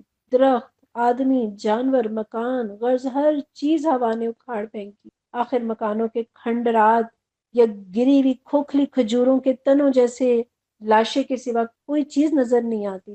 یہ تھا ان کے اکڑ کا انجام اور ان کے انکار کا انجام۔ یہاں کفار مکہ کو بھی اور قیامت تک آنے والی تمام قوموں کو اللہ سمجھا رہے ہیں کہ یہ نہ سمجھو کہ یہ صرف ماضی کی ایک کہانی ہے، بلکہ بتایا جا رہا ہے کہ ہم مجرموں کو ایسے ہی سزا دیا کرتے ہیں۔ اللہ کا قانون سب کے لیے ایک ہی ہے۔ جو بھی اللہ کے حکموں کو جھٹلائے گا، تکبر اختیار کرے گا، نبی کی مخالفت کرے گا، اللہ کی پکڑ سے بچ نہیں سکے گا۔ آیت نمبر 26، وَلَقَدْ مَكَّنَّاهُمْ فِي مَا إِن مَّكَّنَّاكُمْ فِيهِ وَجَعَلْنَا لَهُمْ سَمْعًا وَأَبْصَارًا وَأَفْئِدَةً فَمَا أَغْنَىٰ عَنْهُمْ سَمْعُهُمْ وَلَا أَبْصَارُهُمْ وَلَا أَفْئِدَتُهُمْ مِّن شَيْءٍ إِذْ كَانُوا يَجْحَدُونَ بِآيَاتِ اللَّهِ وَحَاقَ بِهِم مَّا كَانُوا بِهِ يَسْتَهْزِئُونَ۔ ان کو ہم نے وہ کچھ دیا جو تمہیں نہیں دیا تھا۔ ان کو ہم نے کان، آنکھیں اور دل سب کچھ دے رکھے تھے، مگر نہ وہ کان ان کے کسی کام آئے، نہ آنکھیں نہ دل، کیونکہ وہ اللہ کی آیات کا انکار کرتے تھے اور اسی چیز کے پھیر میں وہ آگے جس کا وہ مذاق اڑاتے تھے۔ یہاں جو ام مکناکم فیہ میں ان کا لفظ آیا ہے، یہ ان شرطیہ نہیں ہے بلکہ نافیہ ہے، یعنی اگر کی بجائے نہیں کے معنی میں ہے، اور ما بھی نفی کے لیے استعمال ہوتا ہے، لیکن ما سے بڑھ کر ان میں مبالغہ ہوتا ہے۔ تو قریش مکہ کو یہ بات سمجھائی جا رہی ہے کہ جسمانی ڈیل ڈول، مال، دولت، اولاد، قوت، سلطنت، غرض ہر وہ دنیاوی چیز جس پر ہم نے قوم عاد کو قدرت عطا کی تھی، تمہیں تو اس کا عشر اشیر بھی حاصل نہیں ہے۔ کسی چیز میں بھی تمہارا اور ان کا کوئی مقابلہ نہیں ہے، اور تمہارا دائرہ اقتدار تو مکہ کی حدود سے باہر کہیں بھی نہیں ہے، اور وہ زمین کے ایک بڑے حصے پر چھائے ہوئے تھے۔ جب اللہ کے عذاب کے سامنے ان کی شان و شوکت تنکوں کی طرح اڑ گئی تو تمہاری کیا بساط ہے۔ اور یہ اللہ تعالیٰ بتا رہے ہیں کہ دنیا کے بارے میں وہ بڑے عقل مند تھے، دنیا کے حوالے سے ان کی سماعتیں اور بصارتیں بڑی کام کرتی تھیں، ہر فائدے کی بات انہیں سنائی دے جاتی تھی، ہر مفاد انہیں خوب دکھتا تھا، مگر آخرت کے بارے میں بالکل کورے۔ اللہ ہمارے ان کانوں اور آنکھوں اور دل اور دماغ کو پروردگار دین کے رستے میں استعمال کرنے کی توفیق دے دے، ان کاموں میں استعمال کرنے کی توفیق دے دے جو آخرت میں مجھے اور آپ کو فائدہ دے۔ آیت نمبر 27، وَلَقَدْ أَهْلَكْنَا مَا حَوْلَكُم مِّنَ الْقُرَىٰ وَصَرَّفْنَا الْآيَاتِ لَعَلَّهُمْ يَرْجِعُونَ۔ تمہارے گرد و پیش کے علاقوں میں بہت سی بستیوں کو ہم ہلاک کر چکے، ہم نے اپنی آیات بھیج کر بار بار طرح طرح سے ان کو سمجھایا، شاید کہ وہ باز آ جائے۔ انسان کی فطرت ہے نا، وہ دوسروں کو دیکھ کر عبرت حاصل کرتا ہے، اس لیے اللہ تعالیٰ نے اہل مکہ کو مخاطب کر کے فرمایا کہ اپنے ارد گرد کی بستیوں پر نظر ڈالو، دیکھو کس قدر قومیں تباہ و برباد کر دی گئیں، کس طرح انہوں نے اپنے کرتوتوں کے بدلے پائے ہیں۔ اور یہاں ارد گرد سے مراد احقاف ہے جو یمن کے حضر موت کے علاقے میں ہے، کہ وہاں کے بسنے والے عادیوں کے انجام پر نظر ڈالو۔ پھر تمہارے اور شام کے درمیان مقام ہجر میں سمود کا جو حشر ہوا اسے دیکھو، یمن کی قوم سبا کے انجام پر غور کرو، مدین جو تمہارے اور غزہ کے درمیان ہے تم وہاں آتے جاتے رہتے ہو، اور قوم لوط کی بستیاں بھی تمہارے راستے میں پڑتی ہیں۔ ان سب کے واقعات عرب میں مشہور اور معروف تھے۔ اللہ تعالیٰ ان کی طرف توجہ دلا رہے ہیں کہ ذرا غور تو کرو، ان سے عبرت تو حاصل کرو۔ آیت نمبر 28، فَلَوْلَا نَصَرَهُمُ الَّذِينَ اتَّخَذُوا مِن دُونِ اللَّهِ قُرْبَانًا آلِهَةً بَلْ ضَلُّوا عَنْهُمْ وَذَلِكَ إِفْكُهُمْ وَمَا كَانُوا يَفْتَرُونَ۔ پھر کیوں نہ ان ہستیوں نے ان کی مدد کی جنہیں اللہ کو چھوڑ کر انہوں نے تقرب اللہ کا ذریعہ سمجھتے ہوئے معبود بنا لیا تھا، بلکہ وہ تو ان سے کھوئے گئے، اور یہ حال تھا ان کے جھوٹ اور ان بناوٹی عقیدوں کا انجام جو انہوں نے گھڑ رکھے تھے۔ بل ضلوا عنہم، کیا بتایا جا رہا ہے کہ جب اس جرم کی پاداش میں ان پر عذاب آیا تو وہ معبود ان کی مدد کو کیا پہنچتے، وہ تو گویا گم ہی گئے، وہ تو یوں غائب ہوئے جیسے کہیں ان کا کوئی سراغ ہی نہیں رہا۔ آیت نمبر 29، وَإِذْ صَرَفْنَا إِلَيْكَ نَفَرًا مِّنَ الْجِنِّ يَسْتَمِعُونَ الْقُرْآنَ فَلَمَّا حَضَرُوهُ قَالُوا أَنصِتُوا فَلَمَّا قُضِيَ وَلَّوْا إِلَىٰ قَوْمِهِم مُنذِرِينَ۔ اور وہ واقعہ بھی قابل ذکر ہے جب ہم جنوں کے گروہ کو آپ کی طرف لے آئے تھے تاکہ قرآن سنیں، اور جب وہ اس جگہ پہنچے جہاں آپ قرآن پڑھ رہے تھے تو انہوں نے آپس میں کہا خاموش ہو جاؤ، پھر جب وہ پڑھا جا چکا تو وہ خبردار کرنے والے بن کر اپنی قوم کی طرف پلٹے۔ یہاں ایک خاص بات یہ ہے کہ بظاہر تو یوں دکھ رہا ہے کہ نبی صلی اللہ علیہ وسلم طائف کے سفر سے واپسی پر ایک مقام پر ٹھہرے ہیں، اور اچانک وہاں سے جنوں کے گروہ کا گزر ہوتا ہے، اور رسول اللہ صلی اللہ علیہ وسلم اس وقت قرآن پڑھ رہے ہوتے ہیں، اور وہ قرآن سنتے ہیں، ان کے دل پر اثر کرتا ہے اور وہ ایمان لے آتے ہیں۔ بظاہر یہ معاملہ دکھ رہا ہے کہ ایک اچانک ہوا، لیکن کوئی کام ہمارے لیے اچانک ہوتا ہے مگر دراصل وہ اللہ کا پلان ہوتا ہے۔ اور پھر آپ دیکھیے کہ وہ لوگ کہ جن کو اتنے عرصے سے طرح طرح سے نبی صلی اللہ علیہ وسلم سنا رہے تھے اور سمجھا رہے تھے، وہ نہیں مانے۔ پھر وہ لوگ کہ جن کے لیے پلان کر کے سفر کر کے گئے، انہوں نے بھی نہیں مانا۔ اور وہ جو اچانک گزرے، جن کے لیے شاید کوئی ارادہ بھی نہیں تھا، انہوں نے اللہ کا کلام سنا اور انہیں ہدایت نصیب ہو گئی۔ تو جن کی فطرت میں صالحیت ہو، جو ادب، احترام اور خاموشی کے ساتھ قرآن سننے والے ہیں، اللہ انہیں ہدایت سے نوازتے ہیں۔ پھر بسا اوقات کوئی راہ چلتے کسی سے ملاقات ہوتی ہے، اسے درس کی دعوت دی اور وہ ایسا قرآن کلاس کا ساتھی بنا کہ بہت سارے اور لوگوں کو بھی قرآن سے جوڑنے والا بنا، حالانکہ اچانک راہ چلتے اس سے ملاقات ہوئی تھی۔ اسی طرح اچانک کوئی فلائر، کوئی میسج دیکھ کر دین کی طرف آتا ہے، اس کے دل کی دنیا بدل جاتی ہے، وہ قرآن سے جڑ جاتا ہے۔ وہ جن کے لیے آپ چاہتے ہیں وہ نہ آئے، مگر وہ آ گئے جن کے لیے شاید آپ نے سوچا بھی نہیں تھا، اور پھر رب نے انہیں اپنے لیے چن لیا۔ تو نہ جانے کس میں تڑپ ہو، اخلاص ہو، دعوت دیتے چلے جائیے۔ پھر یہاں اللہ تعالیٰ یہ بھی بتا رہے ہیں کہ تمہاری تو اپنی جنس سے تم انسان ہو، ہم نے انسان ہی کو رسول بنا کر بھیجا۔ پھر اپنی نسل عرب سے، اپنی قوم سے، اپنے شہر سے تمہیں اللہ نے رسول عطا کیا، جو اپنی زبان مبارک سے اللہ کا کلام تمہیں مدتوں سے سنا رہے ہیں اور تم پہ کوئی اثر نہیں ہوا۔ اور ذرا جنوں کے اس گروہ کو دیکھو جو اچانک اس موقع پر آ پہنچا، جب آپ صلی اللہ علیہ وسلم قرآن پڑھ رہے تھے، اور وہ رسول اللہ صلی اللہ علیہ وسلم کی جنس یا قوم کے فرد بھی نہیں تھے، بلکہ ایک دوسری جنس سے تھے، شہر بھی ان کا کوئی اور تھا، راستے میں انہیں قرآن سننے کا اتفاق ہوا۔ پھر رسول اللہ صلی اللہ علیہ وسلم کو علم بھی نہیں تھا کہ جنوں کا کوئی گروہ میرا قرآن سن رہا ہے، اس کے باوجود دیکھیے کہ کیسے انہوں نے ہدایت پائی، کیسے یہ قرآن ان کے دلوں میں اترا اور ان کی زندگی بدل گئی۔ اور ایک بڑا سبب یہ کہ جب انہوں نے قرآن سنا تو کہا خاموش ہو جاؤ تاکہ ہم غور سے قرآن سنیں۔ جیسے قرآن میں ہے نا وَإِذَا قُرِئَ الْقُرْآنُ فَاسْتَمِعُوا لَهُ وَأَنصِتُوا لَعَلَّكُمْ تُرْحَمُونَ، کہ جب قرآن پڑھا جائے تو غور سے سنو اور خاموش رہو، شاید کہ تم پر رحم کیا جائے۔ تو شاید ان پر بھی اللہ کی رحمت اسی بنا پر ہوئی کہ انہوں نے خاموشی سے کان لگا کر قرآن کو سنا۔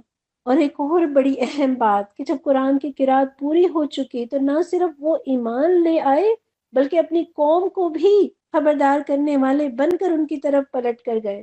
اور ایمان کی تکمیل اسی سے ہوتی ہے۔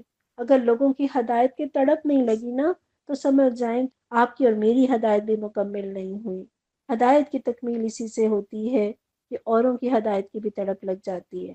اور پھر رسول اللہ صلی اللہ علیہ وسلم نے بھی حضرت ابو ہریرہ رضی اللہ عنہ کو چند نصیحتیں فرمائی تھیں، اور ان میں سے ایک یہ تھی، ابن ماجہ کی 4217 نمبر کی حدیث میں ہے کہ لوگوں کے لیے وہی پسند کرو جو اپنے لیے پسند کرتے ہو، مومن بن جاؤ گے۔ تو اپنے لیے اگر دین کو پسند کیا ہے، قرآن کے سننے اور سنانے کو پسند کیا ہے، تو یہ ہو نہیں سکتا کہ اسے تم اپنی ذات تک محدود رکھو، اسے اوروں کو بھی پہنچاؤ۔ یہ شفا کا نسخہ ہے جو میرے اور آپ کے پاس ہے۔ لوگ بیمار ہیں، انہیں شفا کی ضرورت ہے، تو اس نسخے کو اپنی ذات تک محدود نہیں کرنا۔ آیت نمبر 30، قالوا یا قومنا انا سمعنا کتابا انزل من بعد موسیٰ مصدقا لما بین یدیہ یہدی الی الحق والی طریق مستقیم۔ انہوں نے جا کر کہا ہے ہماری قوم کے لوگوں، ہم نے ایک کتاب سنی ہے جو موسیٰ علیہ السلام کے بعد نازل کی گئی ہے، تصدیق کرنے والی ہے اپنے سے پہلے آئی ہوئی کتابوں کی، اور رہنمائی کرتی ہے حق اور راہ راست کی طرف۔ یا قومنا اجیبوا داعی اللہ وآمنوا بہ یغفر لکم من ذنوبکم ویجرکم من عذاب علیم۔ اے ہماری قوم کے لوگوں، اللہ کی طرف بلانے والے کی دعوت قبول کر لو اور اس پر ایمان لے آؤ، اللہ تمہارے گناہوں سے درگزر فرمائے گا اور تمہیں عذاب علیم سے بچا دے گا۔ یہاں دیکھیں یا قومنا، اے ہماری قوم، اپنائیت بھی ہے اور درد بھی ہے۔ یہاں عجیب داعی اللہ میں داعی اللہ سے مراد رسول اللہ صلی اللہ علیہ وسلم ہے کہ اللہ کی طرف بلانے والے کی بات کو مان جاؤ تو ملے گا کیا؟ یغفر لکم من ذنوبکم، وہ تمہارے گناہوں کو معاف کر دے گا۔ اور یہاں من ذنوبکم سے ایک مراد یہ بھی ہے کہ تمہارے کچھ گناہ معاف کر دے گا۔ یعنی کیا مطلب ہوا کہ اگر اللہ کے نبی کی دعوت قبول کر کے ایمان لے آؤ گے تو تمہارے پچھلے گناہ معاف ہو جائیں گے، کیونکہ اسلام پہلے گناہوں کو مٹا دیتا ہے، لیکن آئندہ کے لیے گناہوں سے بچتے رہنا۔ یہ نہ سمجھنا کہ ایمان لانے سے اگلے پچھلے سارے گناہ معاف ہو جائیں گے۔ آیت نمبر 32، وَمَن لَّا يُجِبْ دَاعِيَ اللَّهِ فَلَيْسَ بِمُعْجِزٍ فِي الْأَرْضِ وَلَيْسَ لَهُ مِن دُونِهِ أَوْلِيَاءُ أُولَٰئِكَ فِي ضَلَالٍ مُّبِينٍ۔ اور جو کوئی اللہ کے داعی کی بات نہ مانے، وہ نہ زمین میں خود کوئی بلبوتا رکھتا ہے کہ اللہ کو زج کر دے، اور نہ اس کے کوئی ایسے حامی و سرپرست ہیں کہ اللہ سے اس کو بچا لے، ایسے لوگ کھلی گمراہی میں پڑے ہوئے ہیں۔